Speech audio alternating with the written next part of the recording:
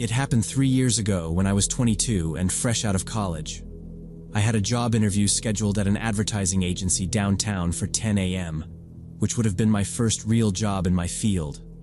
I left my apartment at 8 to give myself plenty of time, taking the subway because parking downtown is impossible and expensive. It was a Monday morning, so the platform was packed with commuters heading to work. I felt safe in the crowd. I was standing near the edge of the platform, going over notes on my tablet and reviewing my resume one more time, when I felt someone move extremely close behind me. Like, uncomfortably close. I could literally feel their breath on the back of my neck. I instinctively stepped forward, closer to the edge of the platform, but the person moved with me, maintaining that same uncomfortable distance. I turned around, ready to tell whoever it was to back off, and found myself face to face with a man in his 40s wearing a gray overcoat and a scarf that covered the lower half of his face. He was staring directly at me, and when our eyes met, he spoke quietly. "Nice suit." "Important meeting?" My stomach dropped. How did he know I had a meeting? I mean, I was dressed professionally, so it was a reasonable guess. But something about the way he said it felt wrong. I said, "Please give me space." He didn't move. His eyes flicked to my portfolio, then back. I pivoted so the bag was between us, slid left behind a couple holding coffees. He mirrored me. I didn't want a scene. I didn't want to miss my train. The screen ticked down a minute. Someone bumped my shoulder. I slipped through a knot of people toward a column where a bunch of college kids were arguing about a quiz. I stood with them, pretending to listen and laughing at nothing. I told myself I was overreacting, that I'd sleep-deprived spiraled a normal commute into a story. The train arrived. I boarded with the students and picked a window seat in the middle of the car. Portfolio on my lap, tablet away.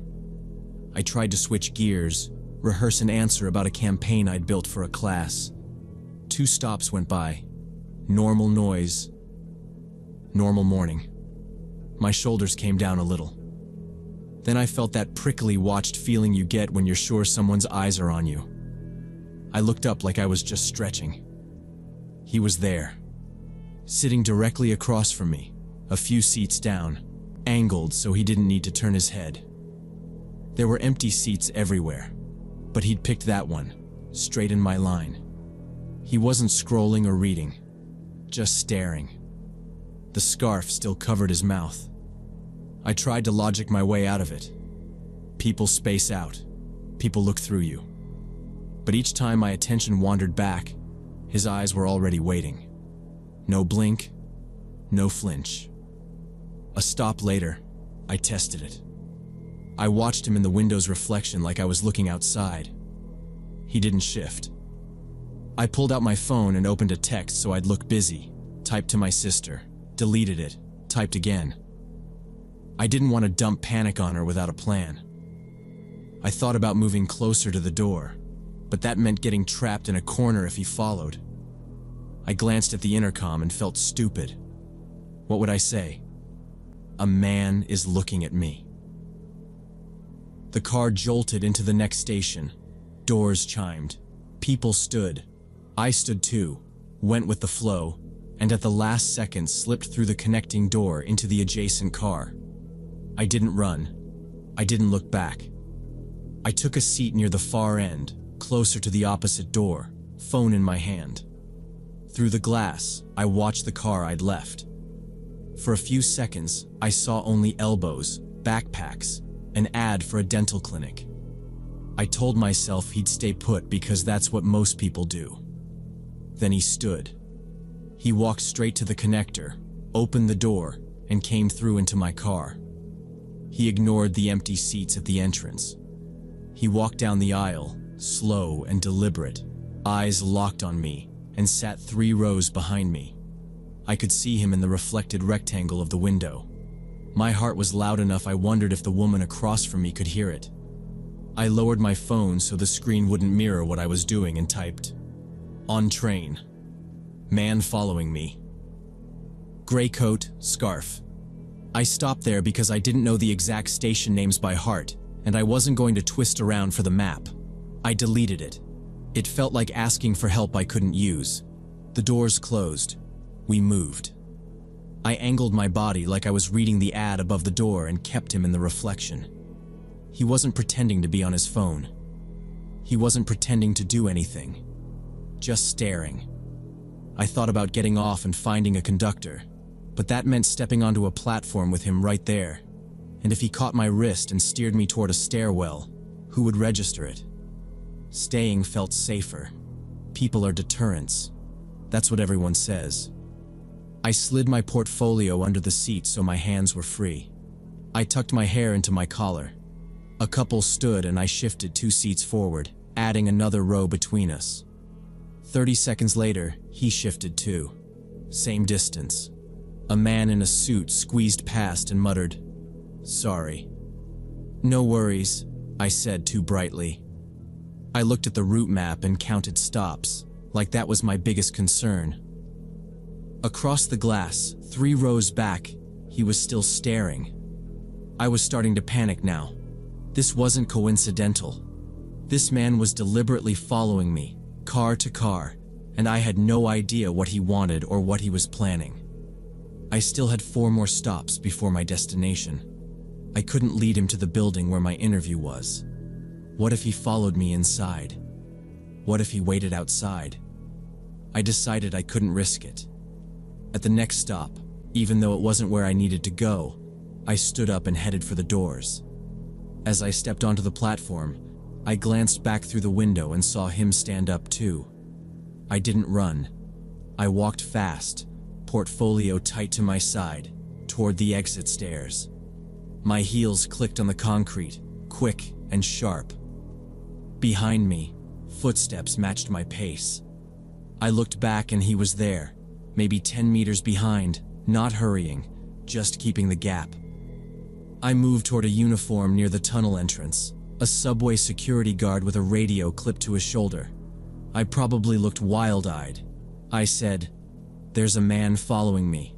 Gray coat, scarf." He followed me through cars and got off when I did.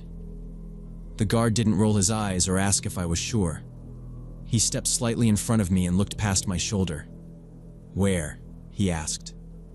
I pointed, keeping my body angled so I didn't lose sight.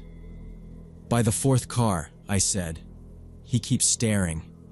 He was right behind me on the platform earlier. The guard lifted his radio. "Station to control. Possible stalking situation. Male in gray coat, scarf covering lower face. Check cameras." While he spoke, the chime sounded and the doors began to close. The man slowed when he saw me talking to the guard.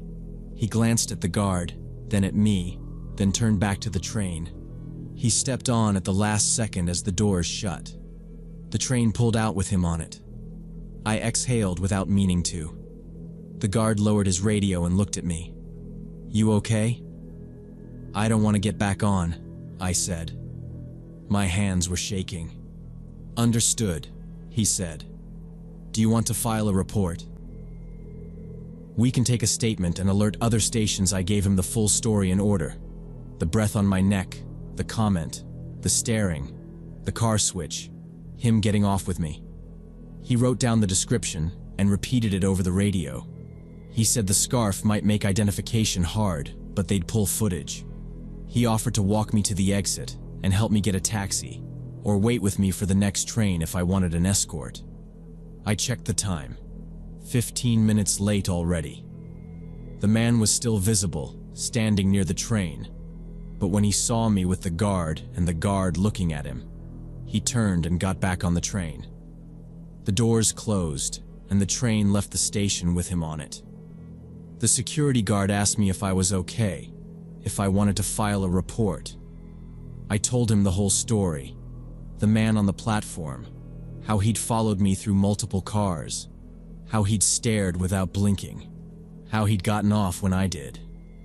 He took my description and radioed it to the station security office, but there wasn't much else they could do.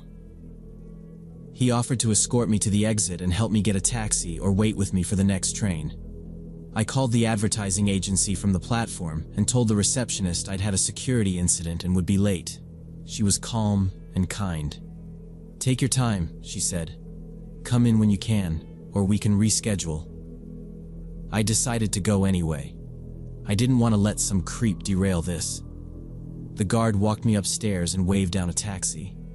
He waited while I got in and made sure the driver heard the address.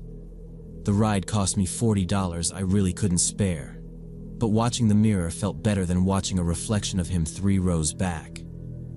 I got to the interview about 30 minutes late, apologized to everyone I met, and forced myself to focus on the questions.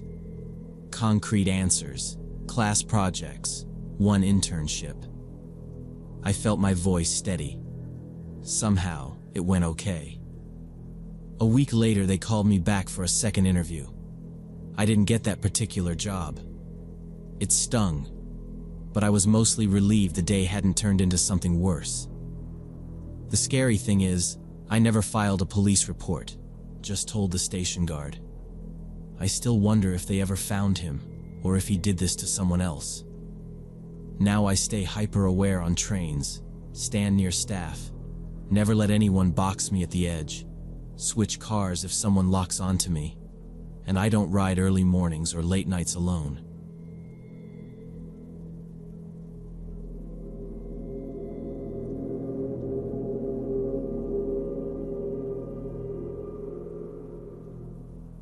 I live with my wife in a country house we've been renting for 3 years.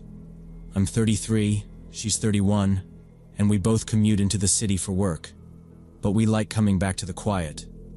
The place is old but comfortable. Neighbors are a good 100 yards away. It creaks sometimes and we ignore it. That night felt different. I was in the living room on my laptop finishing a presentation. My wife had already gone to bed. Around 11:30, I heard a dull thud on the second floor. Not a creak, a drop. I went up. Our bedroom looked normal. She was out cold, face in the pillow, breathing steady. I checked the closet, the window latch, even the laundry basket, just trying to locate the sound. Nothing. I looked in the other rooms, the small office, the storage room with the boxes we never unpacked, the guest room we never used. Everything in place. No fallen frames, no open windows. I stood there a minute, listening, and told myself it was the house settling or heat ducts. I went back down.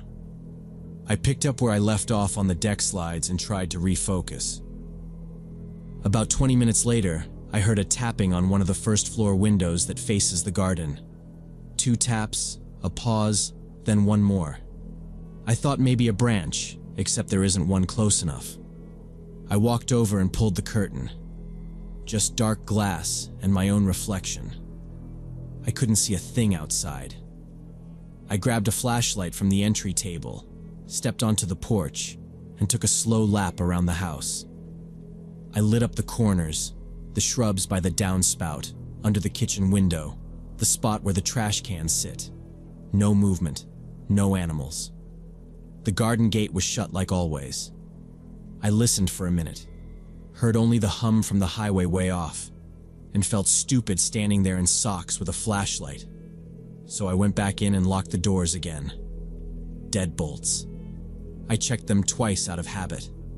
I told myself to wrap up, sleep a few hours, and finish the notes on the train. I shut the laptop, killed the living room light, and went upstairs. In the bathroom, I turned on the shower, waited for the pipes to knock and the water to get warm. While it heated, I stepped into the hallway to grab a clean towel from the closet. The hallway light went out. It didn't flicker, it just died. I flipped the switch a couple of times. Nothing. I figured a breaker tripped. That happens when the space heater and the microwave run together. So I took out my phone, turned on the flashlight, and headed down to the basement where the panel is. The basement's unfinished and smells like dust, so I don't hang out down there. I walked to the breaker box, scanned the rows. None of the switches were thrown. I pressed each one down and back up anyway, the way my dad taught me. still looked fine.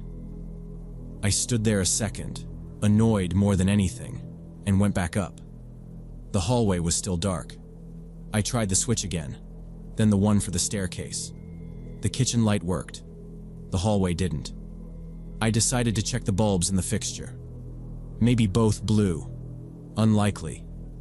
But whatever. I pulled a chair from the guest room and set it under the fixture.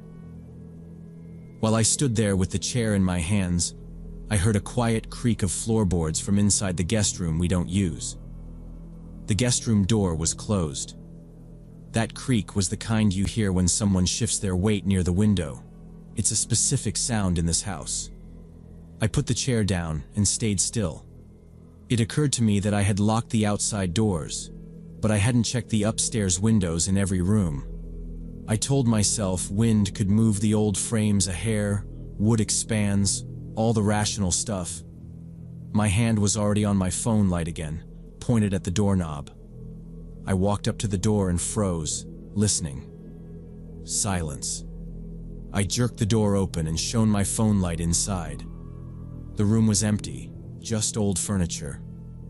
But the window was open and I distinctly remembered it being closed that morning.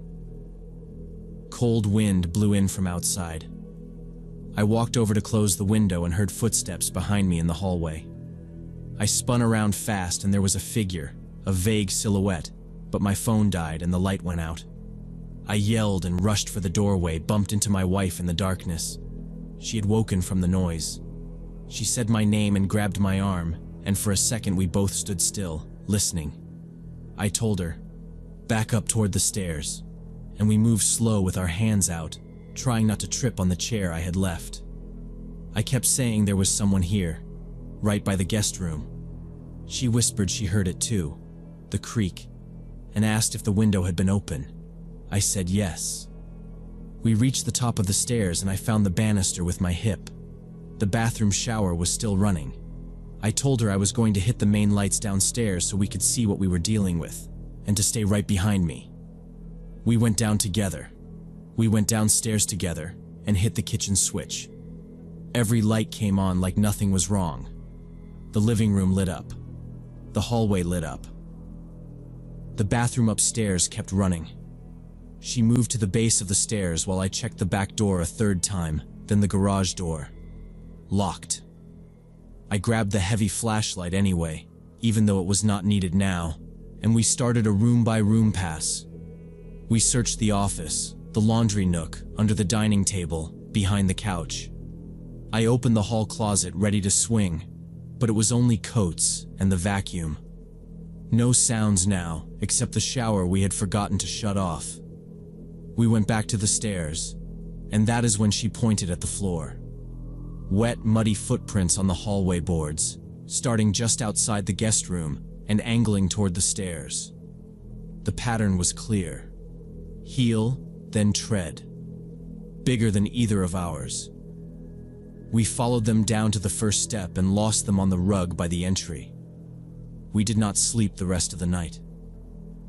I turned off the shower and we sat at the dining table with every light on and my dead phone next to the flashlight. She made coffee because it felt like a task, but neither of us drank it. I used the landline and told the dispatcher we might have had a break-in. She asked if anyone was hurt, if we had seen a face, if any doors were open now. Answering felt dumb because we had nothing solid, just prints and the open window. "We will send a unit," she said. We waited by the front door until headlights came up the drive. In daylight, we walked the yard with the officer. Boot prints under the guest room window, pressed into the mud by the foundation. He took photos and asked about enemies, contractors, deliveries, anything unusual.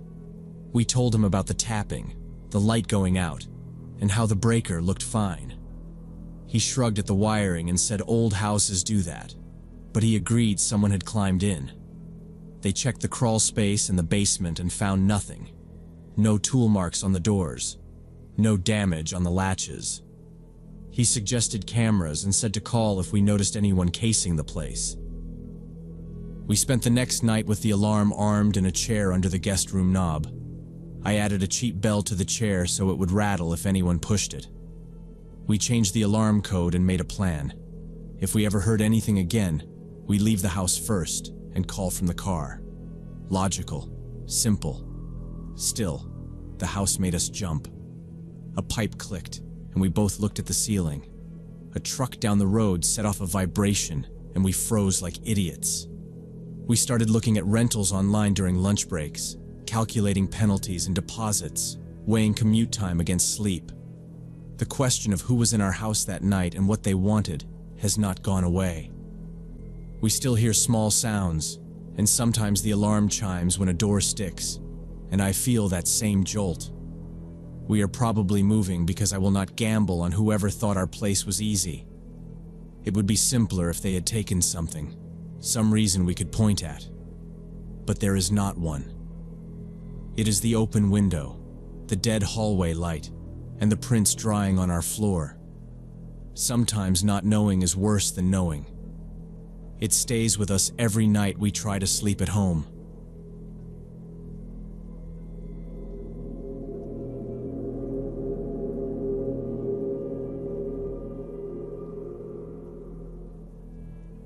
So when I was 11, I lived with my parents and younger sister in a small house in Minnesota, and we didn't have much money for entertainment.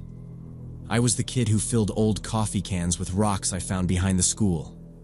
Tiger stripes, sparkly bits, anything that looked different. On Wednesday, October 12th, 2005, my mom baked a birthday cake for my 8-year-old sister Lillian. We didn't go anywhere. Just dinner and cake at the kitchen table around 7. Dad did the candles and a goofy song. I remember because the knife dragged a chunk of frosting and he laughed and said, "Budget cake tastes the same." After we cleaned up, Mom told us to get ready for bed. Lillian tried to argue for one more slice and got the look. We went down the hall. I grabbed my toothbrush. The walls in that house were thin, like cardboard thin, and the bathroom vent carried everything. While I brushed my teeth, I heard my parents talking in the kitchen. I didn't listen hard. Money, bills, the usual, but certain words stuck. "Second job," Dad said. "Warehouse on weekends." Mom didn't like it. She said, "You're already so tired." They weren't yelling, just that tight tone that means a fight if someone pushes. We'd been tight for months. It wasn't new. I spit, rinsed, walked back to the room I shared with Lillian. Our beds were in opposite corners because she kicked in her sleep. She was still buzzing from cake, but she quieted fast after Mom did the goodnight voices through the door. I lay there thinking about my rock cans and how I needed a better red one. Somewhere between that and staring at a crack in the ceiling, I fell asleep. Nothing weird, just a normal night. Around 2 in the morning, I woke up to voices and knew they were Mom and Dad. It jolted me upright because it was too clear. Not like a TV through 2 rooms. This was close, like they were standing on the other side of the wall next to our beds. I looked at Lillian, who was face down in her blanket pile, breathing like a tiny old man. I listened. Dad was saying something about the weekend warehouse job, same phrasing. "It's just until January," he said. I recognized it because he'd said that exact thing earlier. Mom came back with, "You're already so tired from your regular job." The same shape, same quick inhale before, "already," like she was choosing her words. At first, I figured they couldn't sleep and moved the talk upstairs to their room. They did that sometimes with TV shows. If they both liked something, they'd watch it again in bed because nobody wanted the couch. So fine, they were talking. But something was off. The voices felt wrong in distance. If they were in their room, it should have sounded muffled through the ceiling. It didn't. It sounded like it was happening right through the shared wall. I sat there listening for a minute, trying to place them. Kitchen? No footsteps, no chair scrape, no clink of a mug. Bedroom? Maybe. The heat had kicked on once around 11. You could hear the duct ping. I didn't remember it now. It was just them and those exact lines. I replayed the evening in my head to make sure I wasn't mixing it up. I wasn't. He'd said January before. She'd said already so tired. The numbers matched too. He named an overtime rate. She asked about the car payment date. The pattern lined up like someone following a script, and it wasn't a continuation, it was a replay. Dad said, "We need to make it to January." And a few seconds later, I heard the exact same line with the same inflection. Mom responded, "But you're already so tired from your regular job." And I heard that line repeat too, maybe 3 seconds after I remembered it. I was hearing the same conversation from earlier, but live, happening again right now. I got out of bed slowly so I wouldn't wake Lillian and walked to the shared wall. I pressed my ear against it. The drywall was cool. The conversation continued and I could predict every response because I'd heard it all 7 hours ago. Mom's little laugh that wasn't funny, then quiet, then Dad's throat clear. It came in the same order, same gaps. Every pause, every sigh, every change in tone. It was identical. I whispered what, without meaning to. I thought through the obvious stuff. Maybe Dad had left the radio on. Maybe Mom was on the phone with her sister repeating it. But there was no phone cadence, no fillers, no new words. It was like they were playing a recording of themselves out loud at 2 in the morning. Only I hadn't seen any recorder, and we didn't have the kind of stereo that could do that. We had a cheap boombox CD player. I kept my ear there and tried to catch anything that broke the pattern. Nothing. When Dad paused earlier to do math in his head, he paused now, same length. When Mom said, "We can skip the car wash this month," she did it again, same half-joke landing flat. There was a soft thump through the wall like someone shifting on the bed. I felt it in my ear. Lillian snored and rolled over behind me. I didn't move.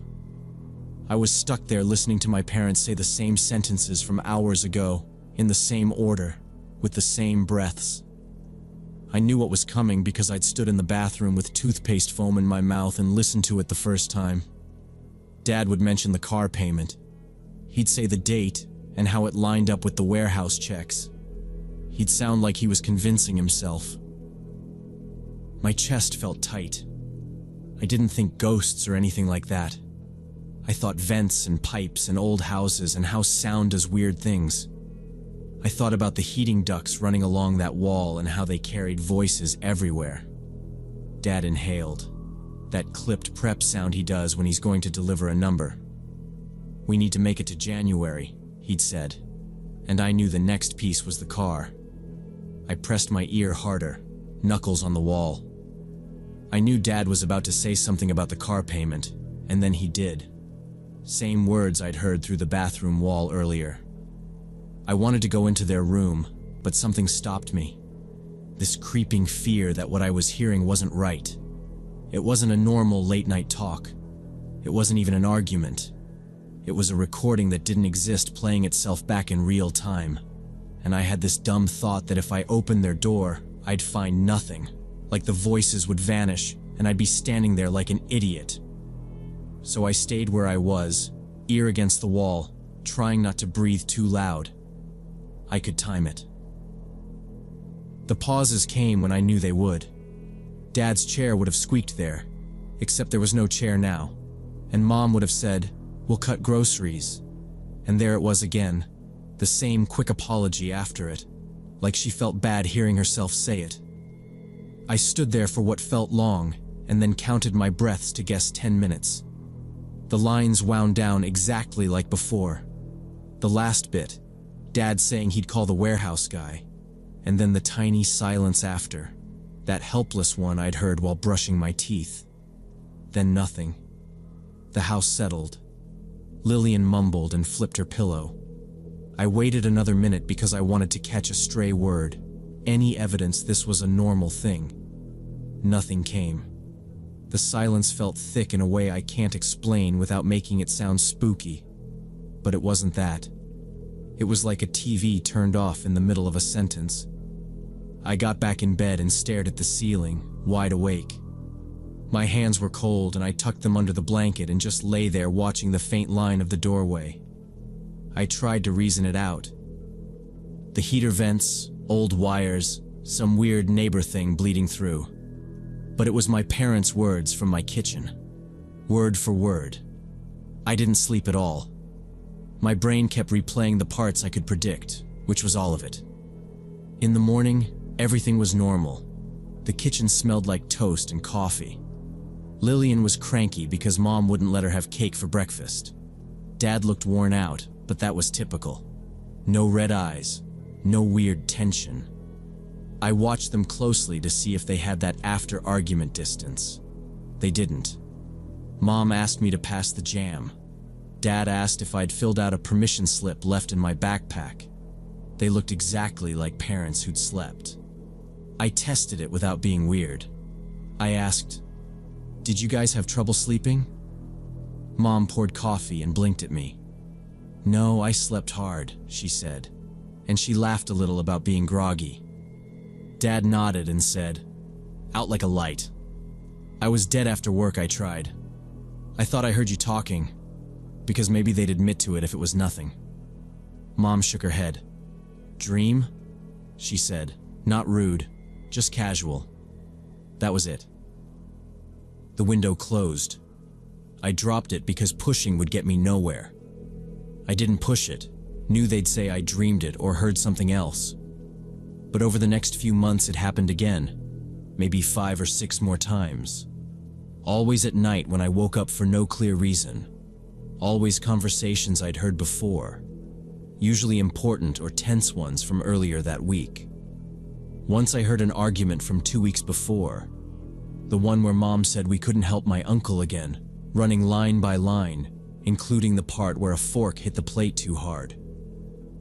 Another time, it was a talk about Lillian's trouble with a kid at school. Same calm tone, same "we'll talk to the teacher" ending. The sound was never fuzzy or dreamlike. It was present, like they were in the wall, and I could match it to the first time I'd heard it. I started keeping track, just in my head, not a notebook, trying to see if it tied to the heater or a certain time. Nothing lined up except that the original conversation had to matter, and I had to be the one who'd overheard it the first time. And then it just stopped. By the time I was 13, it was gone. I'm 29 now, and I've tried to label it something normal. Auditory stuff during puberty, brain misfires, stress loops. We had money problems, and I was listening in, so maybe my head got good at replaying it while I was half asleep. That explanation helps. I want it to be that.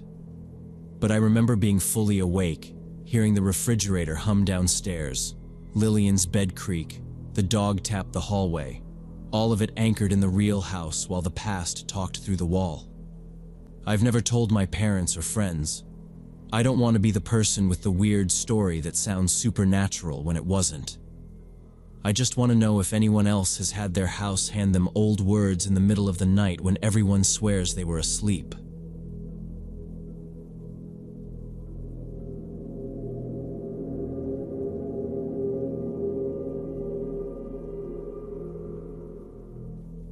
So, when I was about 24, me and my coworker Ashley decided to hit the gym after a brutal shift. We both worked at a call center, and sitting in a chair for 8 hours left us restless. I remember the headset indent on my hair and how my lower back felt like a knot. Ashley's place was on the way, so we stopped there first for her to grab workout clothes. She ran inside, yelled something about 2 minutes, and I waited in my car scrolling Instagram and trying not to think about the pile of emails I'd ignored. On the way out, she rubbed her temple and asked if we could stop at the pharmacy near her house because she needed painkillers for a headache. The pharmacy was in one of those small shopping centers that looks half abandoned at night. I parked at the far end of the lot near a shut-down electronics store with a papered-up window and a faded "for lease" sign. The only place still open was the 24-hour pharmacy in the corner. It was around 10 p.m. and the lighting was patchy. A few lampposts were dead, and the rest flickered like they were thinking about it.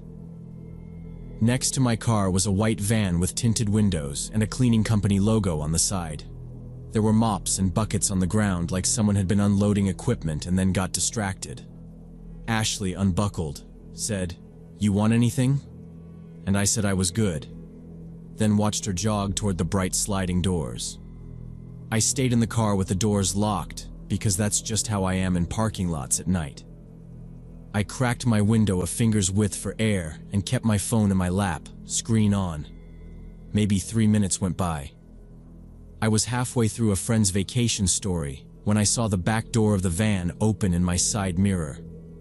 A man in dark coveralls stepped down and walked to the cargo area like he was looking for something.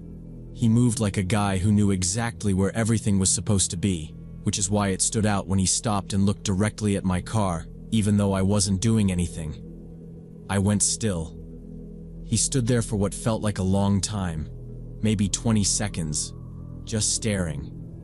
No clipboard, no phone, no obvious reason to be focused on me. Then he started walking slowly toward my door. I swallowed and rolled the window down another half-inch, thinking maybe he wanted me to move if I was in his way, or warn me about a spill. Something normal. My hand hovered over the window switch. I had the keys in the ignition but the engine off, because I didn't want to sit burning gas for nothing. He got close enough that I could see the shine of something on his sleeve, probably cleaner, and I said, "Hey, am I in your way?" He didn't answer. He stopped about 3 feet from my door and turned around without a word. The whole thing felt wrong. Not dramatic, just the kind of wrong that makes you sit up straighter. He went back to the van and disappeared inside.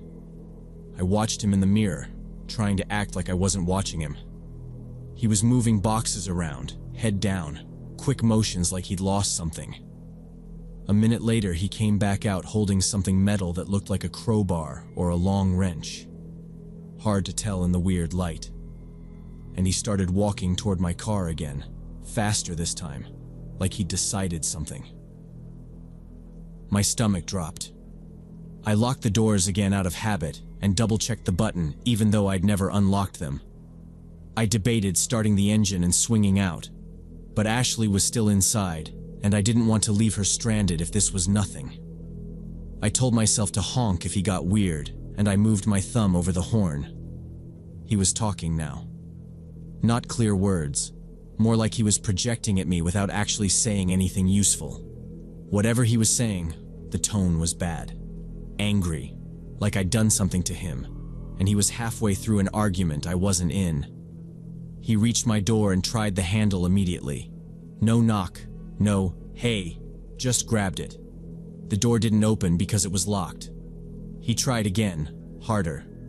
I said, loud but not yelling, "I can't help you, please back up." He leaned down like he was trying to look past the tinted glass, then put his shoulder into it and yanked again. The metal thing in his other hand caught a strip of the rubber weather seal and tugged it a little, and that made my brain do this dumb calculation about repair costs in the middle of everything. I hit the horn, one long blast, and glanced toward the pharmacy doors for Ashley. No one came out. The man flinched, looked at the store briefly like he was checking for witnesses, then came right back to my handle and pulled again. I reached for my keys and fumbled them, dropped them, felt them wedge between the seat and the console. He was doing those short, sharp jerks now, like he was testing the lock or the hinge, eyes up and jaw tight, and I heard him say something like, "Open the door," only it didn't sound like a request. He braced his foot against the lower panel, gripped the handle with both hands, and started yanking the handle in quick jerks, getting more forceful each time. That's when Ashley came out of the pharmacy with a bag in her hand. The moment he saw her, he let go of the handle and walked quickly back to his van. Ashley yanked open the passenger door and slid in fast, breathing like she'd jogged a mile. She didn't look at the bag, just the mirror. I started the engine and pulled out, tires bumping the broken edge of the spot. I didn't look back. I didn't want to lock eyes if he was still watching. We didn't speak for a few minutes. The pharmacy bag kept crinkling in her grip. I watched the lights and put distance between us and that lot. When she finally talked, her voice was thin. She said maybe he thought I was an easy target because I was alone in a dark corner. Maybe he was planning a robbery or something worse. I said I was just glad I'd locked the doors without thinking. I told her I'd thought about starting the car sooner, but I didn't want to leave her inside alone. She said she saw him from the register, and he'd been yanking like he meant business. We both agreed the tool changed everything. He didn't come over to ask for help. He came back with something to pry or smash. We drove past the gym without saying it out loud. I turned toward her place because that made sense. We ended up skipping the gym that night, and I drove Ashley straight home. Both of us agreed lifting after that was a bad idea. Her complex had decent lights and a few dog walkers. I pulled under a working lamp. She asked if we should call the police. We went back and forth. We didn't have a plate, didn't have more than white van and dark coveralls, and we weren't sure what crime existed. He'd tried a locked door in a public lot. That was it. Still, we kept circling the same points. The way he stared before he approached. The way he turned, then went back to get that metal thing like he'd made up his mind. His voice when he returned, loud and angry, like he was arguing with me in his head. None of it felt like a misunderstanding. It felt deliberate. Ashley said she wished she'd grabbed the plate, but when she saw him pulling, her brain went straight to getting to the car. I told her that was normal and decided a vague report would go nowhere. I walked her to the entrance and waited until she was inside. Driving home, I kept replaying it and checked my doors at every red light. I took main roads, parked under a bright lamp, and scanned the lot before I got out. I checked the back seat twice because I was rattled. I put my keys in a small flashlight by the door and dug out the pepper spray to test the safety. I set a reminder to replace it and slept badly. The next day at work, we told a couple coworkers. One guy said, "It's a parking lot, weird stuff happens," like that covered it. Another woman said her sister had almost been carjacked the same way, and to start the engine the second you sit. That stuck, and I started doing it. I avoid that shopping center now. At night, I park under a light near people and lock my doors right away. Ashley moved 6 months later. She texted that the pharmacy shut down and the whole center is abandoned. I wonder what else happened there.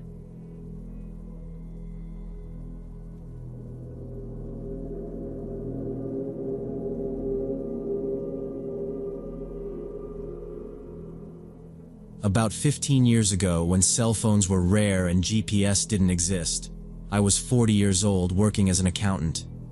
That day, I was driving my two nephews, Kyle and Emma, back home to New Mexico from our aunt's funeral in Texas. The plan was simple. 6 hours, back roads, less traffic. We left around 5. The kids were out cold in the minivan by the second hour, shoes kicked off, seatbelts cutting across their little jackets. The road was a narrow ribbon through scrub and sand.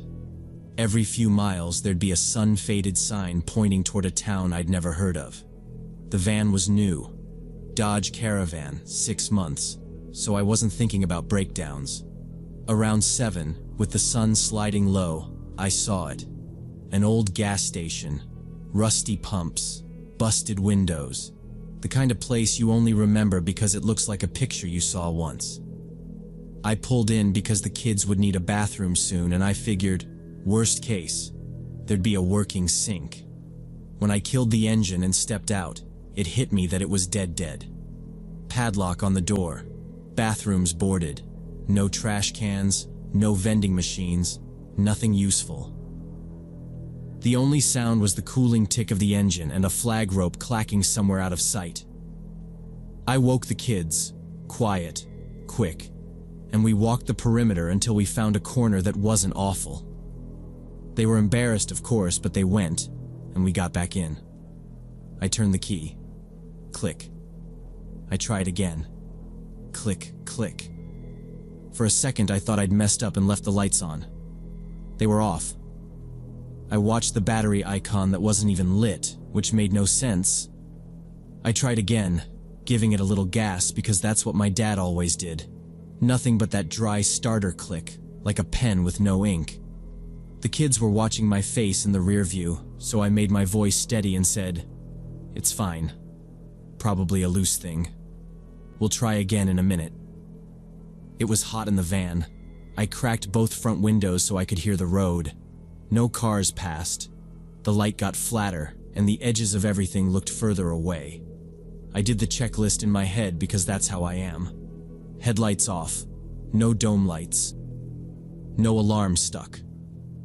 I popped the hood and stared at the maze without touching anything. It all looked normal and wrong at the same time. I didn't see corrosion. I didn't see anything. I closed it gently and put the kids back with their seatbelts on because that felt safer, like I was doing something. "Don't worry," I told them. "Worst case, we wait for someone."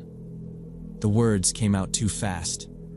Emma asked if we'd sleep here and I said, "No, we'll be home tonight."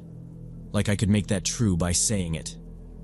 20 minutes later, almost dark now, headlights crested the rise, and I felt this stupid relief that I could actually feel in my knees. A white pickup turned off and rumbled into the lot, slow, like the driver wasn't sure about the ground. He parked 2 spaces away from my van, angled so his lights washed both pumps and the front of my hood. Guy gets out, about 50, faded t-shirt, jeans, baseball cap that had sweat salt on the brim. He raised his hand, kind of a lazy wave.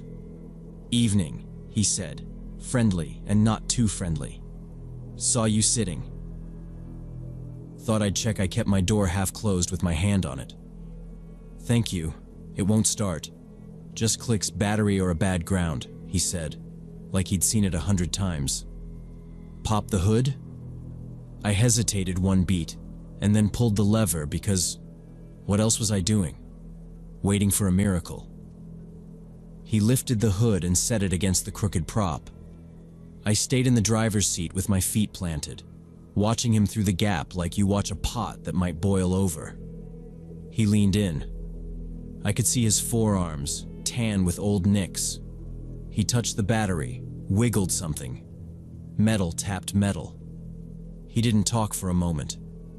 Then a small, like a mechanic who doesn't want to scare you. "Loose terminal," he called out. "Common on these. Whoever last touched it didn't tighten it right." He was still half bent under there. I could only see his hands and the lower part of his shirt. He tapped again and something rattled. "You been on rough roads?" he asked, casual. "Back roads," I said. "From the funeral." He didn't react to that. "Yeah. Vibration'll do it." He reached into his pocket and I sat up straighter. Ridiculous fight or flight hitting me even though it was just a pocket. He pulled out a small flashlight, the kind with a rubber ring around the head, clicked it on with his thumb, and stuck it between his teeth so he could use both hands. The light jittered. He said through his teeth, "It's just a dirty contact. Not a big deal." Behind me, Kyle whispered, "Is he fixing it?" I said yes, because that's what it looked like. The man twisted the cable and then let it fall back. His hand disappeared for a second and came back with a short, flat tool, or maybe it was just a key ring. He tapped the side of the battery again. "Best to clean it so it won't happen again," he said. "But I need a second set of hands." He stepped back an inch and lowered the flashlight. "Can you come hold this beam for me?" Right here I was about to get out, hand on the door, when the kids both said they were thirsty. It wasn't whining exactly, more that flat, tired voice kids use when they're done. I told the man, "1 second, I'll grab water from the trunk." He said, "Go ahead," without looking up. I walked to the back, kept the door in view, and dug around in the bag until I found 2 bottles. While I was tearing the seals, he kept talking under the hood. Little mutters like, "There you are," and hold still. And then it went quiet. I handed the bottles through the sliding door and told them small sips. I closed the trunk and turned around. He was standing straight now, next to the open hood, holding something long and shiny in his hand. It looked like a big syringe without a plunger, or a needle for something you never want to be around, about a foot long with a metal tip. He stared at it for a second with this focused look I didn't like, too thoughtful, like it meant something to him. I heard myself ask, "What is that?" He rolled it in his fingers and said, "Calm." Was lying right on the engine, under the air filter cover. "That yours?" I said I'd never seen anything like it. He set it on the hood, metal on metal, and said he'd try a jump now, grabbed for his keys, and walked back to his truck. While he went for the cables, I stepped closer to the hood because if something weird was sitting there on my engine, I wanted to see it up close before it vanished. It was a straight metal tube with a very sharp tip, not a factory anything. More like something someone made in their garage. The seams weren't clean. There were shallow scratches and a couple of dark spots that looked wiped, like someone had scrubbed it with something and missed corners. I put my hands on the edge of the hood so I wouldn't touch it. He came back carrying red and black cables and didn't look at the thing again. He clipped the clamps to his battery, then mine, told me to try it. I turned the key. The van gave a solid crank and caught on the second rotation. Relief hit so fast my hands shook. I said, "Thank you," and reached for my purse to pay him because that felt right, and also I wanted a clean ending to this. While I was looking for bills, he came to my window and kept his voice low. "Ma'am," he said, eyes on the hood. "That thing wasn't sitting there by accident. It was put there, and not long ago. It's not for fixing cars. If I were you, I'd call the police when you get to town." My stomach went cold, like I'd swallowed a stone. "What do you mean?" I asked. He just shook his head once, like he wasn't going to get into it in front of the kids or on the side of the road. He took the money I held out, not counting it, walked back to the hood, lifted the tube with 2 fingers like it might smear, slid it into a small paper sack from his truck, and handed it to me through the window. "Police should see this," he said. "No drama, just that."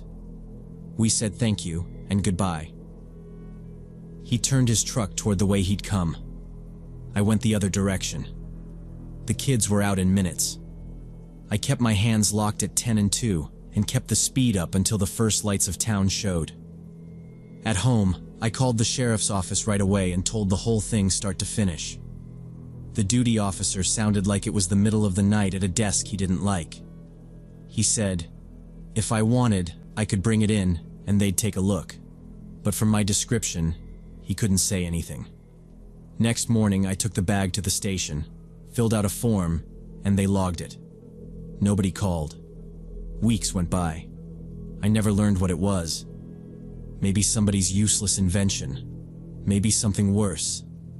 I think about it too much. I keep circling back to that exact minute at the station, the kids asking for water, me walking to the trunk, him going quiet.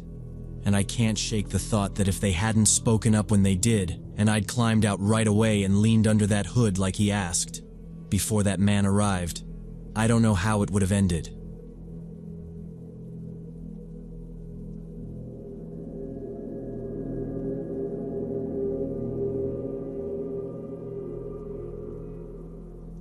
Back in spring of 2021, me and my cousin Travis ran a blog about abandoned places. Starlight Inn was on our list for 6 months, but we kept putting it off because the place was far from the city. The motel sat by the old highway, which stopped being used after they built a new one 2 miles west. It closed down in early 2000s and had been falling apart under the desert sun ever since. Saturday, we finally decided to go. Travis brought his girlfriend Emily, who did professional photography for the blog, and I invited my friend Rob, who liked exploring these places and was useful when we needed to climb through tight spaces or pull ourselves up somewhere high. We arrived around noon when the sun was beating down so hard the air shimmered over the asphalt. We pulled off the empty 2-lane and sat for a minute with the AC on low. The main sign had lost its plastic panels, so the metal frame just rattled in the wind. I was 24 and felt weirdly nervous, like we were walking into somebody else's memory, not a ruin. Travis said, 15 minutes tops in each building. If it's sketchy, we back out. Emily nodded without looking up as she checked batteries. Rob grinned and cracked his knuckles like this was a gym. I kept thinking how we'd put this off because of the distance, but if I'm honest, we also all had a feeling about it we didn't say out loud. No reason, just that thin, off feeling I've learned to listen to. The motel was a long single-story building with a row of rooms facing the parking lot and a separate reception building with broken windows. We parked in the shade of the only tree on the property and started with the office. Inside, everything was covered in dust and sand that wind had blown through the broken windows. Old registration desk, faded tourist brochures, rusty cash register, plastic chairs with cracked seats. Emily took photos trying to catch how sunlight came through dirty windows, creating dramatic shadows. Rob found a set of room keys behind the desk and suggested checking out the rooms, though most doors were already open or torn off hinges. We left the office and walked along the row of rooms. A few steps in, I noticed footprints. Not clear ones, just scuffs in the grit that weren't ours. Fresh enough to show shapes before the wind erased them. I mentioned it. Travis shrugged but slowed down. Could be ours from 5 seconds ago, he said. Then looked back at the straight line of our prints and the older ones curving off to a side door. We kept going. A bird flapped out of a broken vent, and Emily cursed, laughed, and reset her focus like nothing rattled her. Rob said we should split, him and me one direction, them the other, then caught himself and said, "Nah." Together we kept to the outside walkway and tried each door we passed. Most rooms were trashed, mattresses folded like tacos, busted TVs, a weird smell of old cigarettes and mouse piss. Travis kept time on his phone. 8 minutes, move. Some were empty, others had beds with shabby frames, nightstands, broken TVs. In one of the middle rooms I noticed the bed looked relatively clean.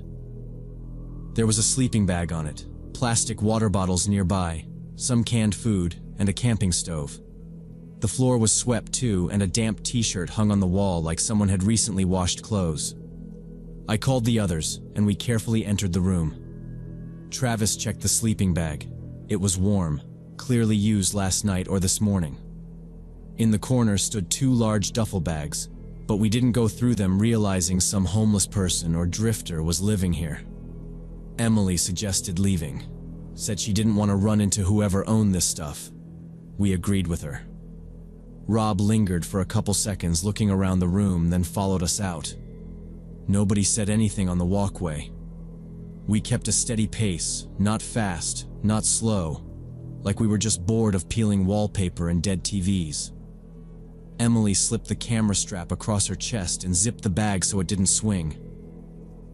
Travis kept the room keys Rob had grabbed earlier in his palm, then tucked them onto a windowsill so we weren't walking around with anything that looked like it belonged to someone else. "Last few doors and we're out," he said, not loud. We passed one room that smelled like oil, another with a bathroom door jammed halfway closed. I remember thinking about the sleeping bag's warmth and doing the math. Morning use meant whoever stayed there had a pattern. People with patterns return. As we approached the last room in the row, Rob suddenly grabbed my sleeve and nodded toward the parking lot. I looked and saw 2 men who came around the corner of the building. One was tall in a dirty work jacket, the other shorter in a baseball cap and sunglasses. Both carried what looked like bags or bundles. But the important thing was the tall one held a gun in his right hand hanging by his thigh as he walked. It wasn't pointed, but it was there. Travis immediately turned around and quietly told us to go back to the car without attracting attention. Walk naturally like we just finished our photo shoot. He didn't look at the gun. He looked at our car. No rush, he added, like he was reminding himself. We turned and moved. Emily slid her hand into mine for a second, squeezed once, then let go to hold her bag with both hands. Rob drifted slightly behind me, body big enough to screen Emily if he had to. We hit the brake in the walkway and took the direct line to the car. I kept my eyes on the windshield, using the left edge to track motion. The two guys didn't speed up. The tall one adjusted his grip on the bundles with his free hand, the gun still low. Shorter one looked at us, then away, then at the door numbers. They had a destination, and it wasn't us. Relief is tricky because it makes you sloppy, and I forced myself not to exhale like I was done. We slowly walked to our car, trying not to look at those two, and I could see from the corner of my eye they headed to that same room where we'd found the sleeping bag and duffel bags. Emily put her camera away with shaking hands, and we got in the car, trying to do everything calmly. "Seatbelts," Travis said, and that normal word sounded strange. He turned the key. The engine caught, and he let it idle for a beat instead of gunning it. Rob said, "Windows up," and I hit the switch. I didn't look in the mirror. I didn't want eye contact to become a thing. We rolled forward like we were just done with a boring place. At the exit to the lot, Travis used his blinker, habit, or maybe his brain needed something automatic, and we turned toward the old highway. I looked once. The two men had reached the room. The tall one nudged the door with his shoulder, gun now tucked close against his leg, and the cap guy scanned the lot. He paused on our car as we pulled away. I saw my own hands on my knees, whitening at the knuckles. No one said a word until the motel shrank in the dust behind us. Travis kept it a few miles under the limit. After about 5 miles, he said, "We good?" Rob answered, "Yeah," but it sounded like a question. Emily blew air out through her nose and wiped her eyes with her sleeve. Then we talked. Not fast, and not dramatic, just laying out what we'd seen so we didn't make it bigger or smaller than it was. 2 men, gun visible, bags. The lived-in room. Drugs, Rob guessed. Could be stolen phones, parts, whatever, Emily said. I said, either way, that was theirs, not random. Travis nodded and kept driving. He didn't suggest calling anyone. No plates, no names, nothing solid to give. And we all knew the kind of trouble that comes from being the curious strangers who stick around. We never published photos from that trip and removed the place from our list, agreeing not to go back there. I told my dad I wasn't into desert spots for a while, which he didn't question. We skipped the usual post about history and decay and what time forgot, because time hadn't forgotten that place. Someone was using it right now. I still like exploring, but I think about the way the gun hung loose like an appliance, not a threat, and how that's worse. The risk isn't the big chase scene. It's the small decision to pretend you didn't see anything and leave before you become part of someone else's plan.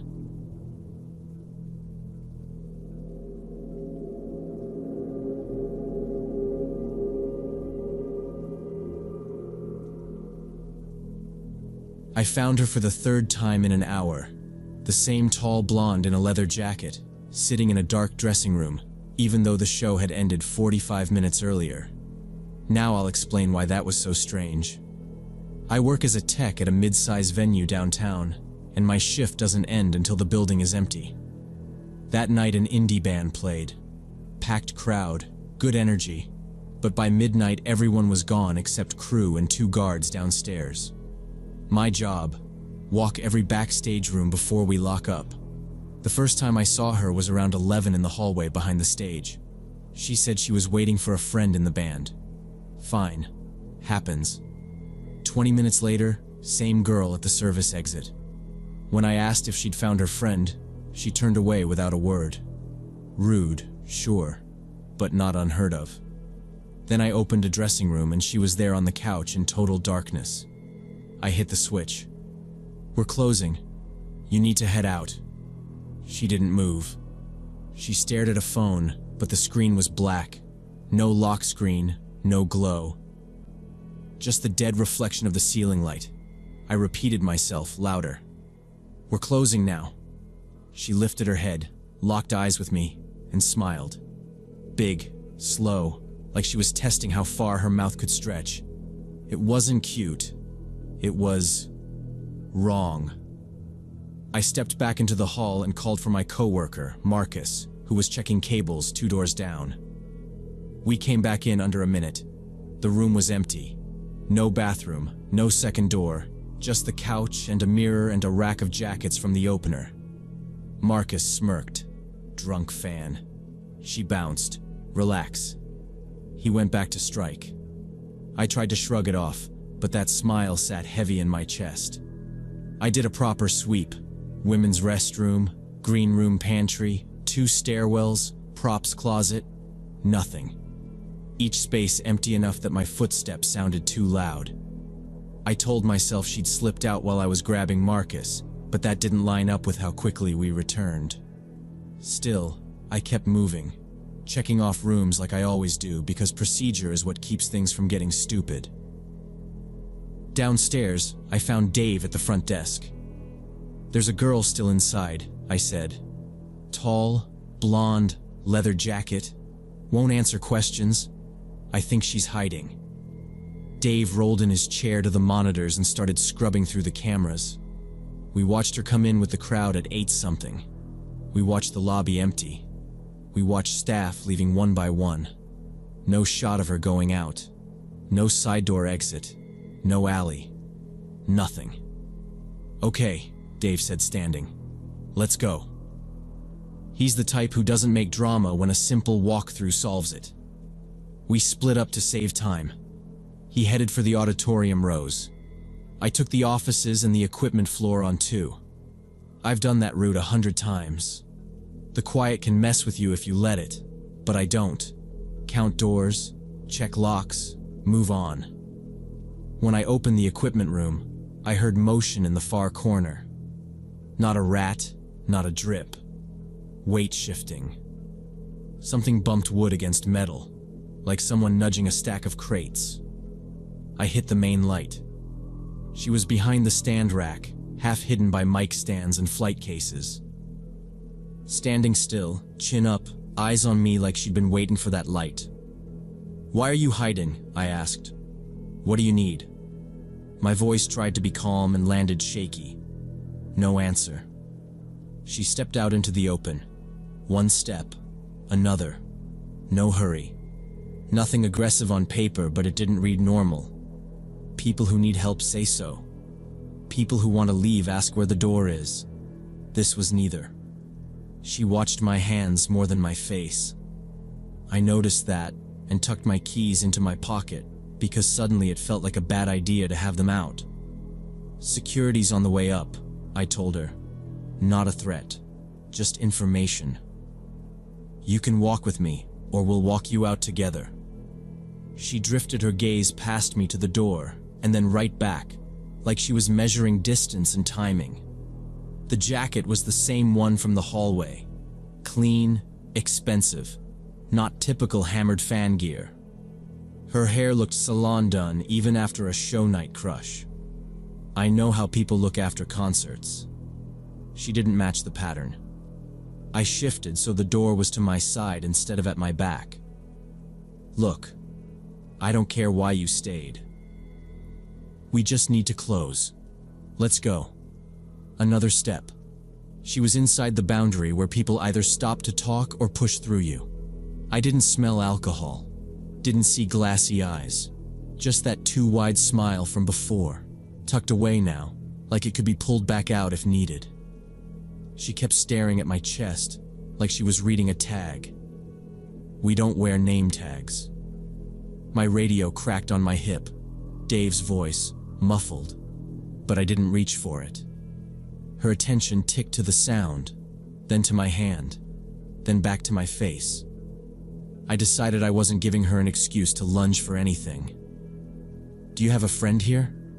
I tried again. "Someone I can call?" Practical questions. It's the only way you get people to move. She finally spoke.